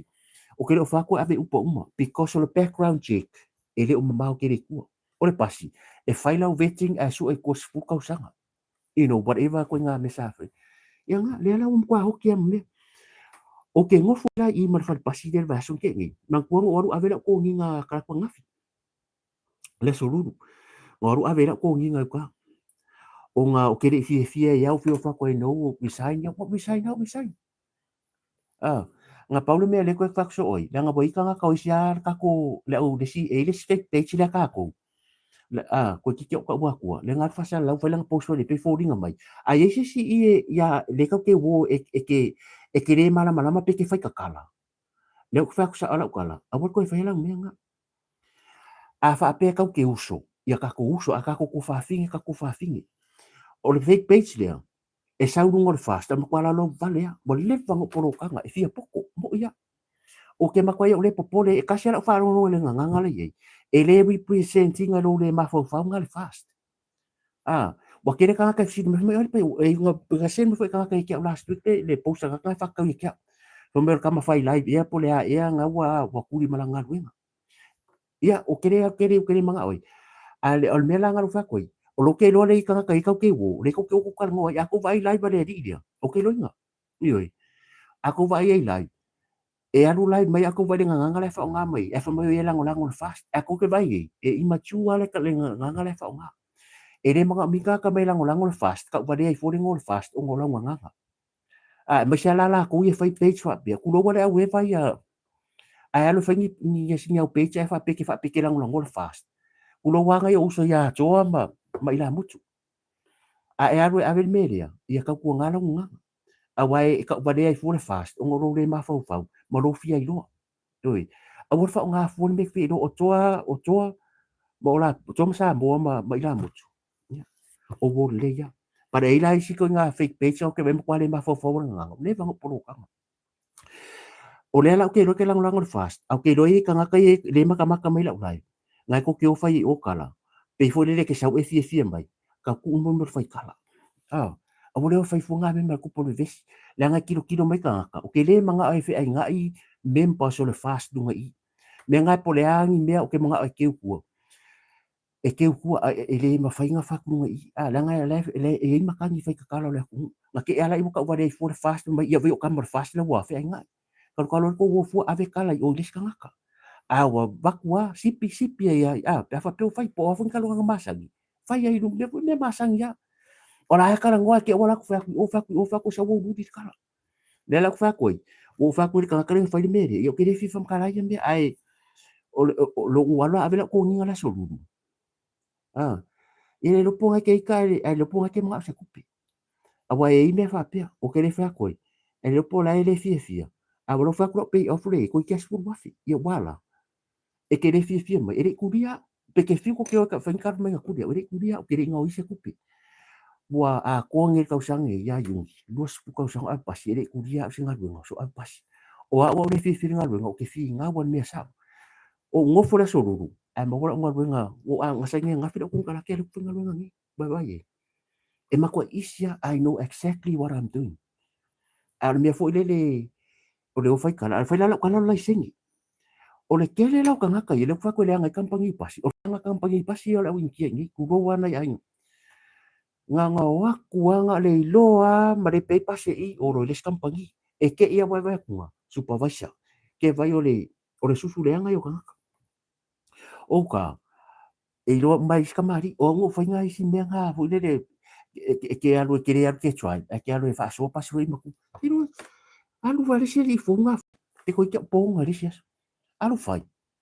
ai alu fai ke vai vo sa mo le veste ko pe le pule e ke sa mo le pasi ko sa va me ka maro si ya si pe le manga kilo ka nga ka pe ya pu fa pe le ere chu ka nga ka va ko ai so sa lo ke fo ngi donc a wa ke fa la vela me ke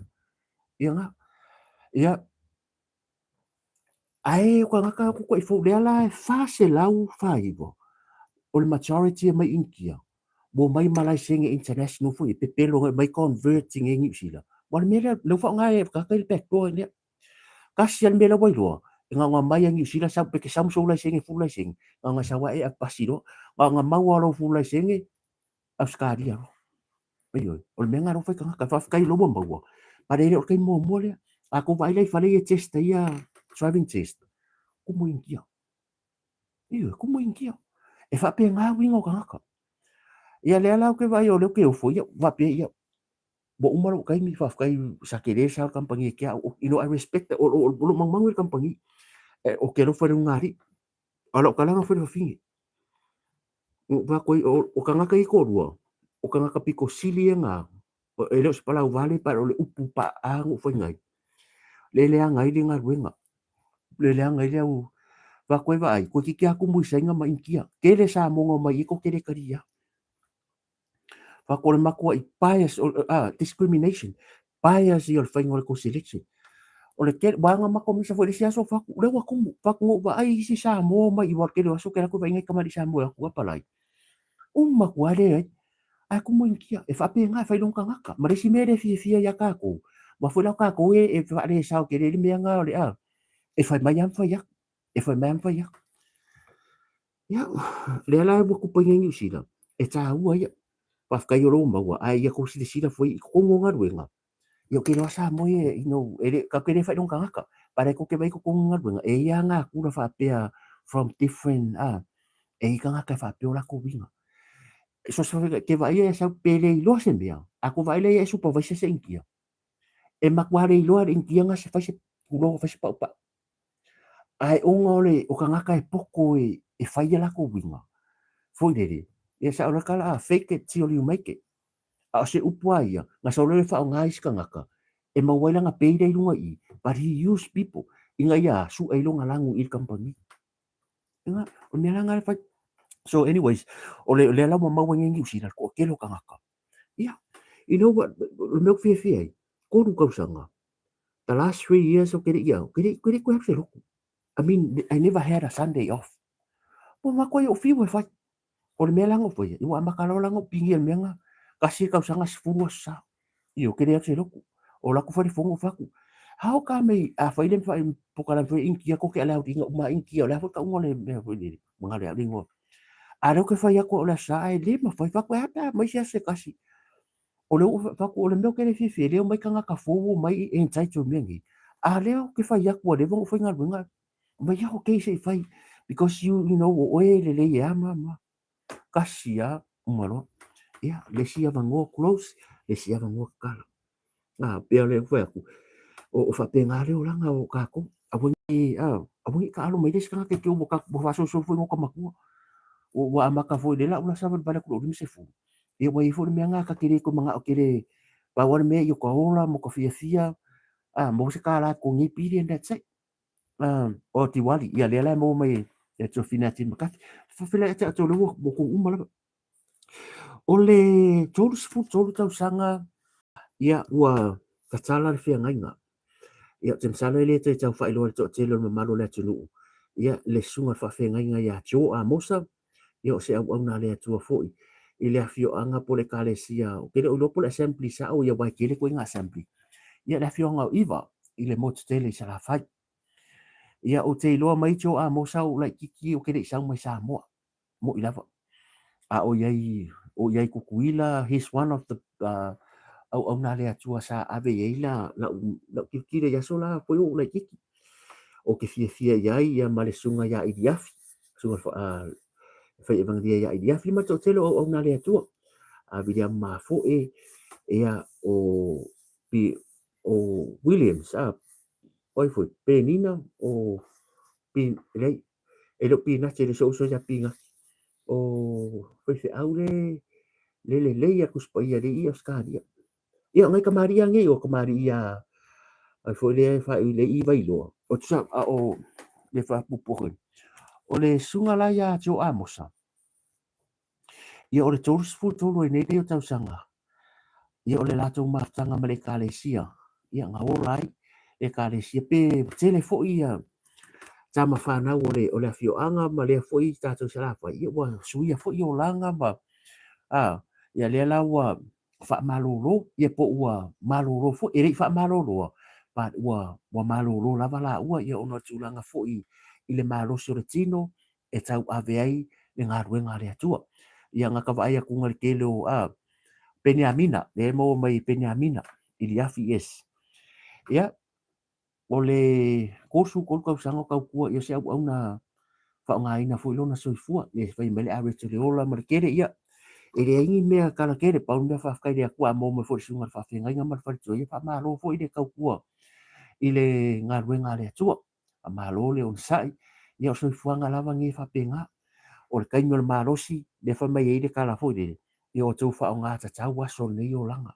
ona le ma on pongi o ka le marosi le ka ika au fa nga se le anga o le si luas fu kau sanga lumanga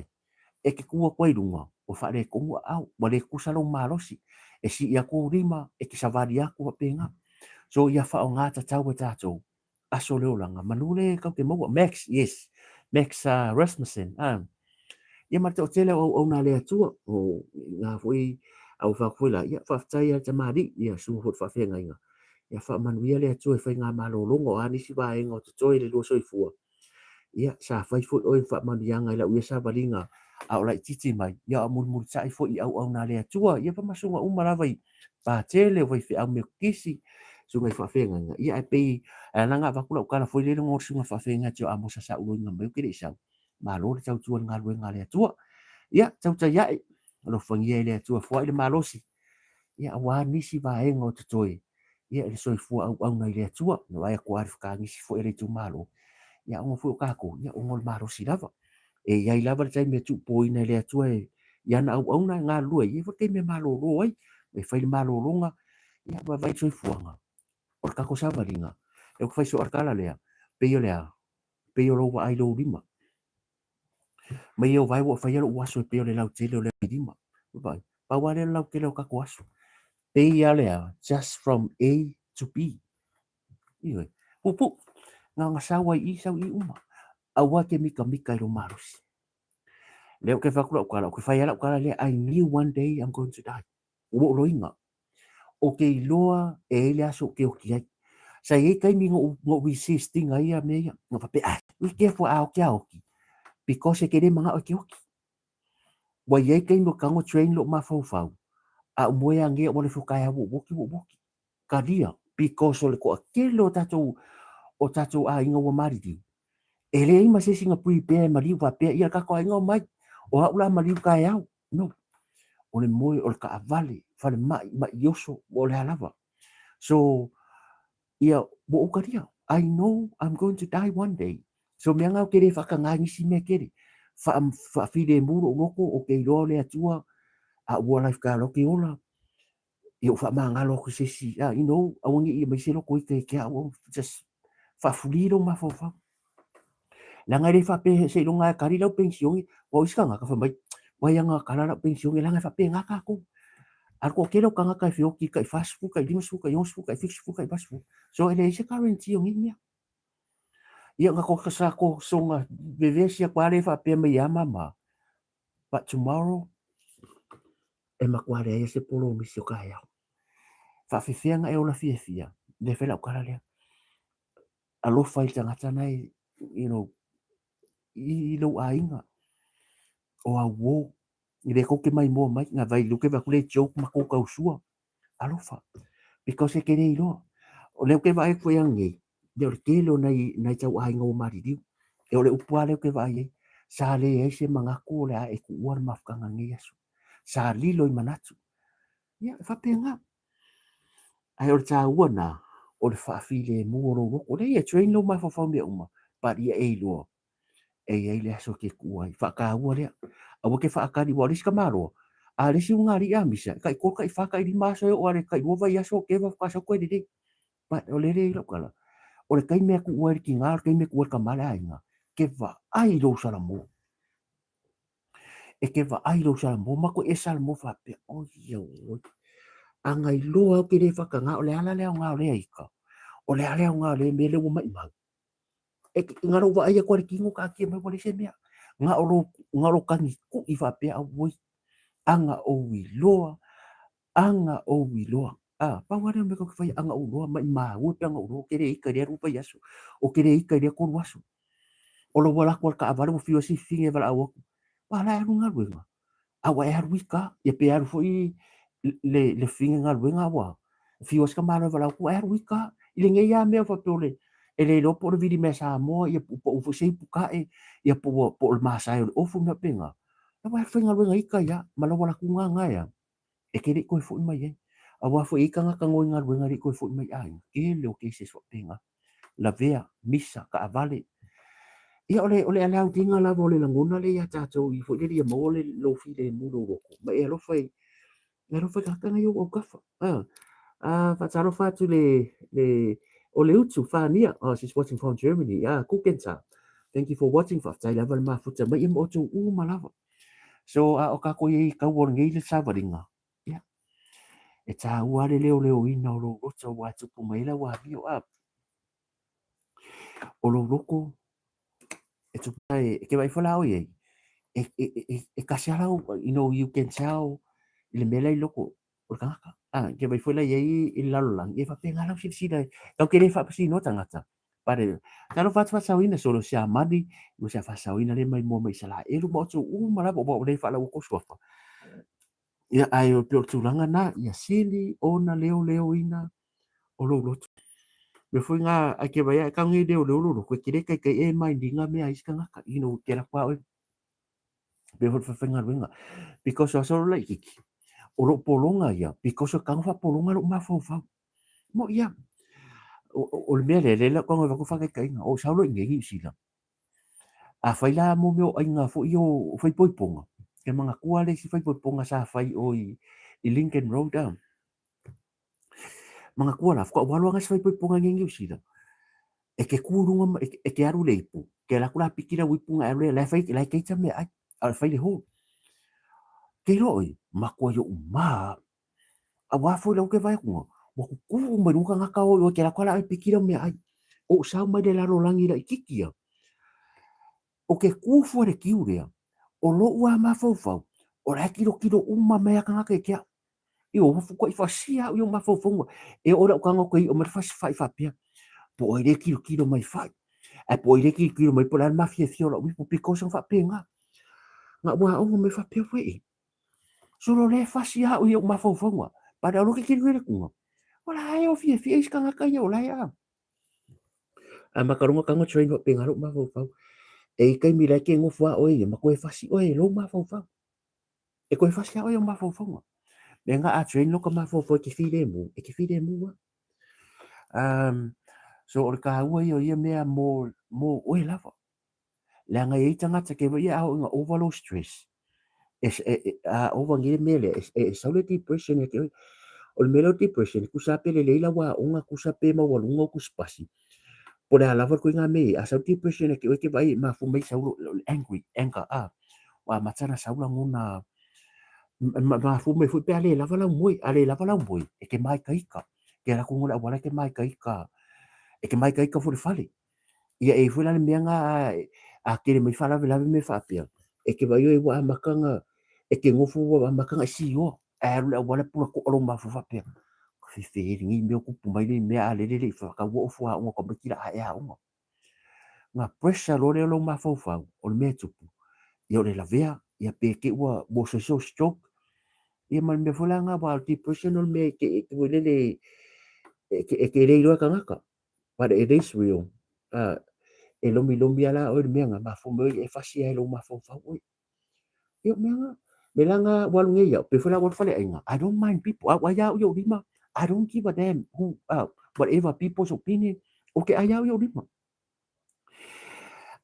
walu like okay ai se me fo le e fa ya me o ke maria ya because pe fula le ka ko lai wa fu la ka le fa ile lai pu le au fa la ulai wakele kau sanga of le mro le la ko kau sanga o bo over kau sanga because nga fai de ya ke chopa di ia umalo mau fa e fa nga de so ya mau e fa sol melo over kau sanga ele fai de puro e de fie la ngisi para mo ke wo fe o kanga kala nga ele fie mai ele o mai mesa chupe whatever makes me feel comfortable I'm okay le ai fai ka ko lai o le mau ya chupe tu lo wale ngana lu fa ko me le fe kai sanga o le mau ia kupe e le fa pe wo ala le angal ma fo me pu lo le ya le la fa ko ya u e fa ya u a ba fa ya bo le se maka la ulai bo le se fi ya la ma wo la kupe al mele le mai al mele ai fa mai be se pu lo nga be se lo pu lo e sa le me se kupe because I feel comfortable to talk with my head okay feel comfortable ya u ya ai le fa pe mai lo ngonga ke o la ya u ma nga ya la pe nga be se la head ya sa le kupe ke o la because at the end of the day ia o le e o le fa nga ka ka wa vango ia o le si mea wale ke lo le ke lo ka ka poro ka ngai wo fo ye le ia e mo le mea nga lo wa ya fo la pisinisi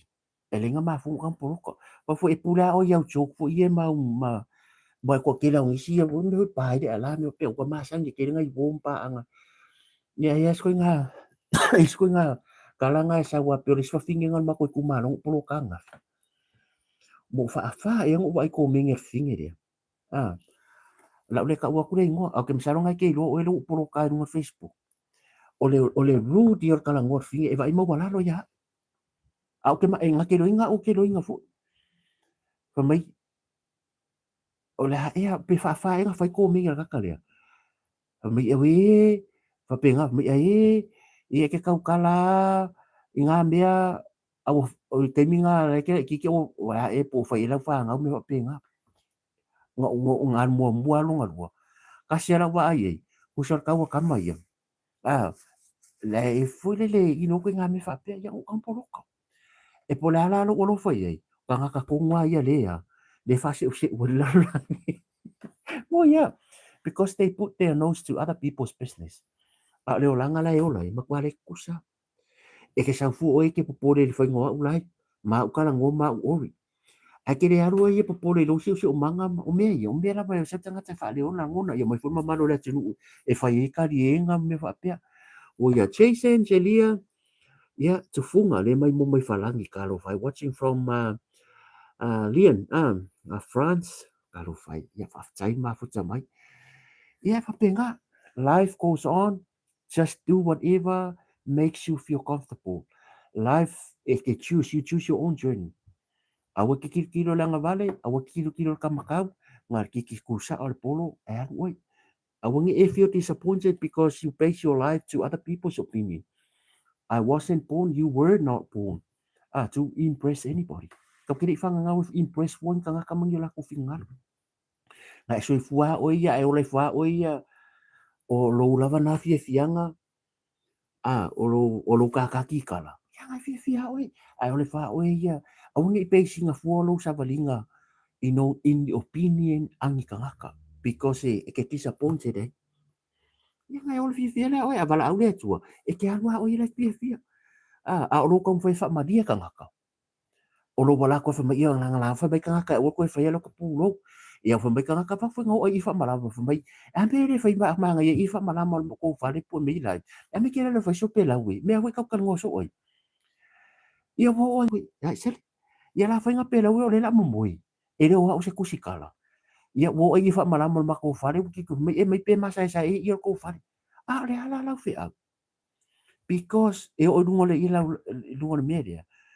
e o le lau le nga fai merkala ka nga kai kia fa mai wo na mai o le lau le ska mai lau ko mo le fa o le asa pa sa si vai le pele e fa pe le o langa o ngor ko akelo ma students wa ai ngol lau ngi wo ku ka mo fa nga ai o ke le yo memories o lau ngi kia mama wo ke vai foi la ku ka le fa nga le la nga va mo sa ula wo vela ku le e fa spua al ma ko ngam ang sa ula ma sa mangi sa wa fa e fa i sa mangi e fa ya o le o ma ka me kia o ngala ringo mai ke lo fia ye because o ko e aru ya ka i ku o vai le ke lo ka me ki ai ngol lau ni so it means a lot kia ro ku ka bo ngi ka me ki wo fa kai ko ro ngi a le mo ke fe lo at Facebook ma lunga e kilo mai ya le ai lo me sa fa ye o le vai me wo su yo fo ringo singala o fa so ma ku 10 years ago yo ka me ki ngo mai a le la ya o le ala me fa ya nga fa pe la ki sa me sa lo fo le e pula o iska nga ka fa pe nga a o isa nga fa pe nga e il ko inga ngola ku o ala wa ko le fa story ko inga la ko le sia songa la ku sa ba ku la wala o lo fa las ko inga lo fa sa ba ku kanga pipa o pase ko le pase o lo fa ko fa pe kala o fa singi ko inga o la ku lo manga o la ku fa ta ma o sa mo mai i fa ku fe ke la le yo ke fio mai ka ko mo do mas ko mai de ai le ai fa sing sa va ala ke lo fa pe ki o fo singi ko inga le a ma ku e a fea kunga. E le ula si whara ko inga.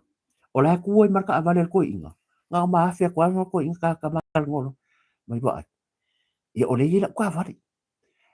Ia ai rem whaingo o a ulo ke whesa vari vari. O le alanga ke wa ai ai uia so umora o exercise le whai. O ke aru mau kanga pepa. Ngā le whara ulo ke manga o ke sa whai. Ai moku whara ko inga. Moku mo maku kua. E moku whara ko inga malo makua. Moku re ko kongia. Moku mo ke singa le Rachel whangmora kongia. Ada la ku ika no I was thinking ola ila ka avale ola ka avale ola kong kong ola have pictures para ola ilo ka lofa molo la kunga e le yo le ka vale ko inga o le fale wa uma fu nga ko ko are la ko lo ka vale mo yo lo ke lo fo ala ka vale o ko ko aua e ke charginga le puk pai longa kafa because o lo va ko sko inga lo ka lo fai pa pe ka lo fai po ai a un se va nga fu ai le do ya o la so ko inga felang exercise o langa mere al fa aka e le mabafa ai o langa exercise le fi sa va ri fa lo e o peken safe sa ya ko ke lo ku a sorry o la ku ka vale ko inga malanga malonga fale mo ko ke le al fale ko inga malonga ku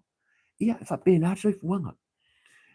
ese uma me ka ko ke ka ki sa vale ia o le si mele ngo ke le lola pe fa ya kulanga lela a ko fa mi uke ia ke masalo ia wa ko ole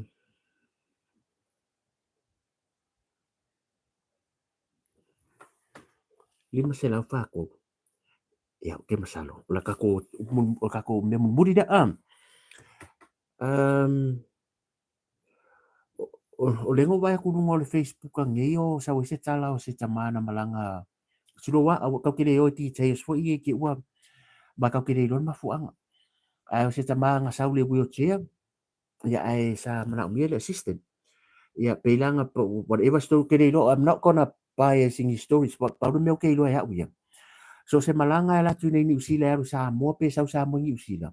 e ai lava le tupe te tongi fa popo le wi o che a fa pe ke lo panga oi por ke no kangaka e la le ya sa bari ai manga fo le fa ngale wi o che langa mau kusala e ko kongi le extra le wheelchair e mawhainga e whakumua e mga o mia si assistant by Air New Zealand. Mana tuala, ia ele umawa umane access e nisi e fo nisi e la ko kele o sila fia uman meria. Na pawale me fo lele na toe ya ka ia ku wala lo fo in fa manatu ele ai sa wa yama because es mo situation o kangaka. Wo mai ta wina e ai tai mi o ke ba ai e malanga mai e nga o se kinga po se kama. Kemi lo fo nga e o mai e ola ni pusau ai kau ko mai siro makua e kau ko mai ko inga a le sa pusau mai nga o ia lafa e le kau foi ko e le sa kala ki fa ko ngua po le pa wanga me a fa pe na e la ia fa no ile o foi nga luenga e tu te talo sanga ye a wai o ko ka vale nga mai o mai la ko inga malo makua me le mai e ma tino va lele man ko foi a sa ka me ki foi nga mai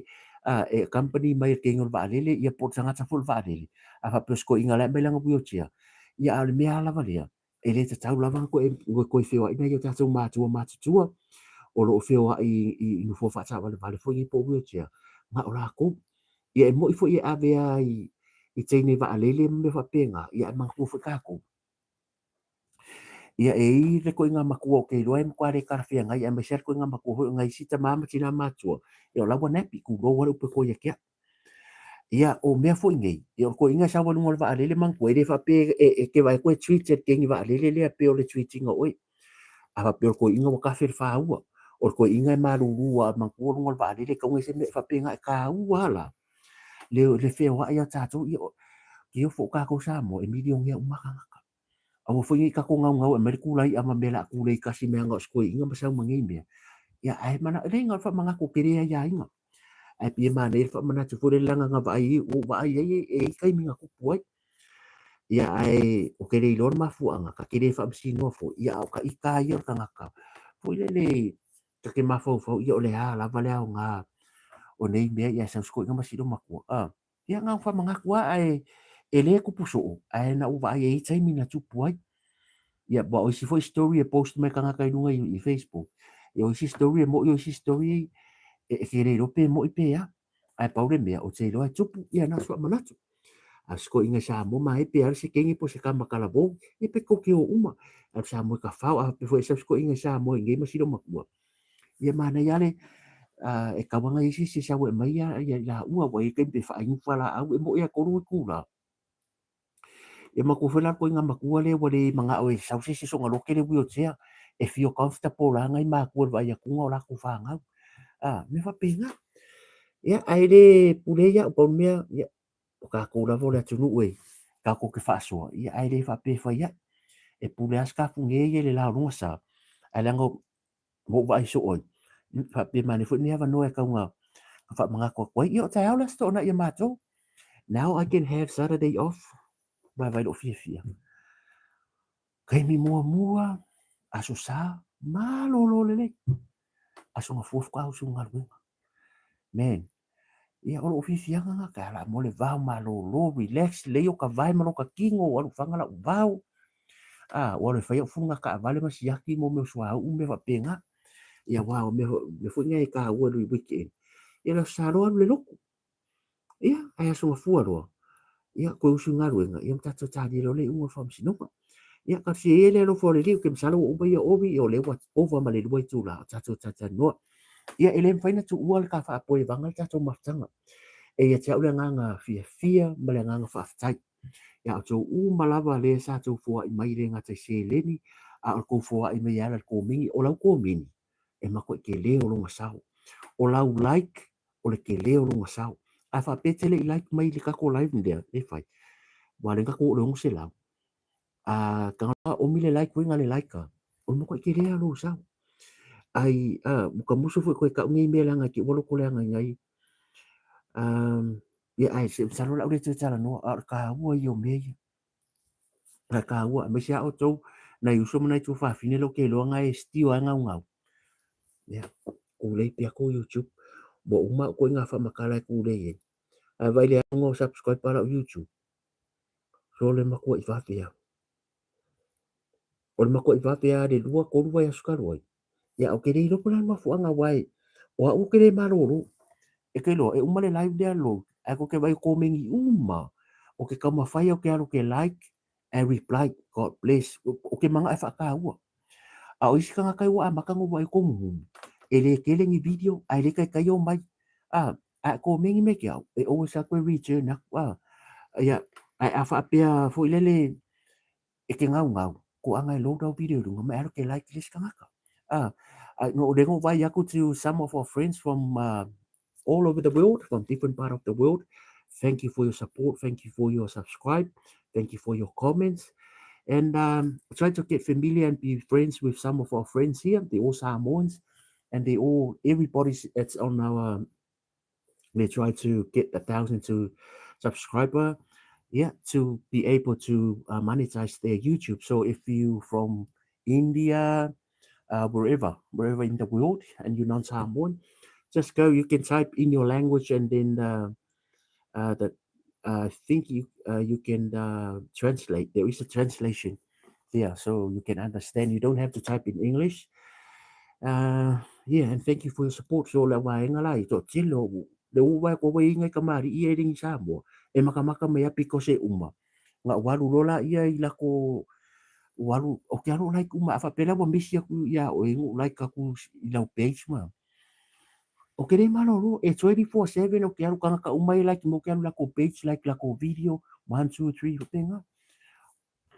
o le la ka sfu wa fe wai wa fe se ko sa ko e ko umbia ai ako lo sfu wa fe yes sfu wa fe yeah subscriber so that's a big number waru lunga onga me funga fa ka e ya kwa ngang because so le kele o so videos lai ko kele me kanga kamai sia tunu o la lima se lau lima se lau mon tupo feeling ring sa mo they all from different part of the world ia ole help nga so ole help ya ole help ya para paunga le aikia para la toro wa matan fai tio mai ai anga ke fia fai YouTube le wo no ko I'm not gonna okay re ko pe ko like mai ya okay re ko like ya ko oni si lo wo kango puruka because okay manga okay for nga su ya kia ese mea fu ile like you try your best ya ala ke ya wo fu ma fai fu kala ai le alo so ngi me ye mo le YouTube ma fai me de e mo le ai o tō le whoko a kau mo ia ku mari le ranga wawenga whai ka ko live ange ia le wa ki ala it's almost 1 o'clock o e sfua minute ona tale o tasi ia ai manuia malolongo nei po manuia le weekend a o fu ka marosi e koe whai fosika ko ori ka ole fiafi the good thing lo ke lu ia yoko ko ke lo ka luanga a makalo ka ko live ngo i le consistent ale lo ka ko live o ke earning ale lua se lau kala i le live e kasi lunga i e malama umala fai live because e ikanga kai o mai e makamaka le live And once you hit the 5,000 people, e fua foi la le umi nga maka i kangaka. So,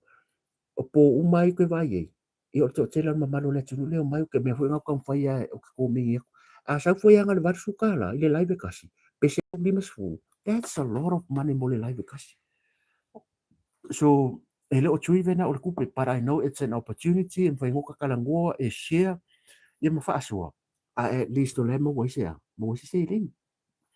O le kupe langa e se mai fua i pera tamari den fua i mani au vaa. Ma au vaa.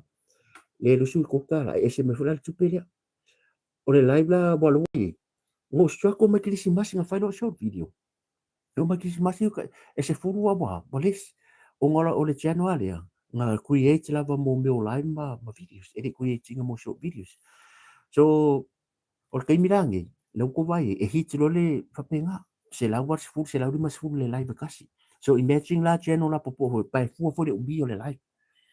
Ba ko vai ko whakakeinga la ko vai news le sa mo channel la ule ka usingo se channel. Ake va kunga news ake va kunga fast food wafi. E fe fast food wafi kusa ma live kasi le i li ma fe ngo Afrika ka maka. Ai fika ku le ruai kula. E o news e sa mo ele a ko se spuni. And then you figure it out le ruai kula le a rua lai kula maka kanga ka sko di mafi. O le o ke le ngal ku pe mo so o ai ki e ka foi fa makala e fe kai foi si fa mai o ka wo. The only reason mo ke ka wa because you guys o la to le tau fai YouTube. Ia e loai. Po ala video le ye, o lo ke ka ua kua, e loai ka ngaka. E mo le tupe. E mo le kupe. O le kele ama le kero kai mi reu faku, o le si lai mo fai le si po, o whakara koro po ea. Le wo o le varu a fe pe fiku a fe. E lo se la mo tupe kupe mo le lai, wala ngai ka umai lunga, e uma mele lai so, e uma foi la, a koe maka ia ka ngaka ngei maka iau, e ko uru mea ngai singi. So that's kupe. O ke le pipelo, o le mea la le ngo faku, o koe whainga wenga, but I know, o ke le iroa po le alfa makalanga, ai fei ka isi, but wo umanga o whamkala, load your video, like mai ke a wo like ka ko mengi ska nga ka wa ai ko mengi me ke pa uma live dia. Wo so ko uma ko mengi me e uma live dia, mo ti sa pia uma ko mengi. Ia o ka nga ka lai uma longa lo, pa nga ke la ko mengi ku to a pe nga ngi live se ko at least to like lo ke manga ia ku. E ka singa me. O iska ka fi ma sina ko a load se video. A lo ke vai consistent na o ma ko channel fo de fai. Ia lo fa se la mo tu polo wa ru no na. Ai o le channel langa create mo short videos. So la ku le ya la short videos. If ku le la ya ko ngal nampa. Para o le ma kil kilo e ke la ku le nampa mai aku isa ku. Manga le waka pu ene ai ma ku e nu. Me langa bo le ko fai but anyways wa uma. Fa ta ya tu malu le tu ila lang wa kai la like. Mala ku mengi. Ia o le usa fu na ia i ngi fa ka wa ia mare ka wa maka nga fu ngi no YouTube mangi me. Ia wase haru luma fo ka ko sa varinga ia fa maro fo on sa ia to malava e lo tu le ko YouTube ia ai lava tanga tai e negative ku ia o e fingolo YouTube ia don't worry about it sky is the limit haru o ye fai la ku nga me ia manu ai oi se o ainga ia mana ia tato wong pa anga uma ia le lava ta mo fai ia tai mine ia mangu ia malo longo ngi po fa kai fa ngome ro kai mi kai fo ire ia ai fa maruru atu ia se ngana fo turanga masani e potol tau tai ia ele atu ai au luna sa se ngana fo ia upa pa lau fa fonga nei po ia la fo ia nu le nga ia mai le nga ngole atua tatou te mafuta i marutia ai malolongo nei po i le pa ia sa mo so se vaenga o le ke lope i ta mama tina matutua lo fa tele atu tatou tulau o le manatu le lei ia ma le lai tala noa mai lunga o le lau ai ia i te tonu lava lona fale ia i te tonu o le mea o le ilma ku inga it's not a ele o le se studio fo ile ia te tonu lava le fale i lunga o lau ai talane o malo roi kalange o ulo ma wa ia lo ke ngofo au kafo mo mea ai ia o fai ngā lava i lunga ai lo fa tele atu mo o tau manu ia fai ngā malo longo nei po e koe fai fuskaku o i kai au lo fa tele atu mo o tau ka ki te ano have a good night God bless so far safe for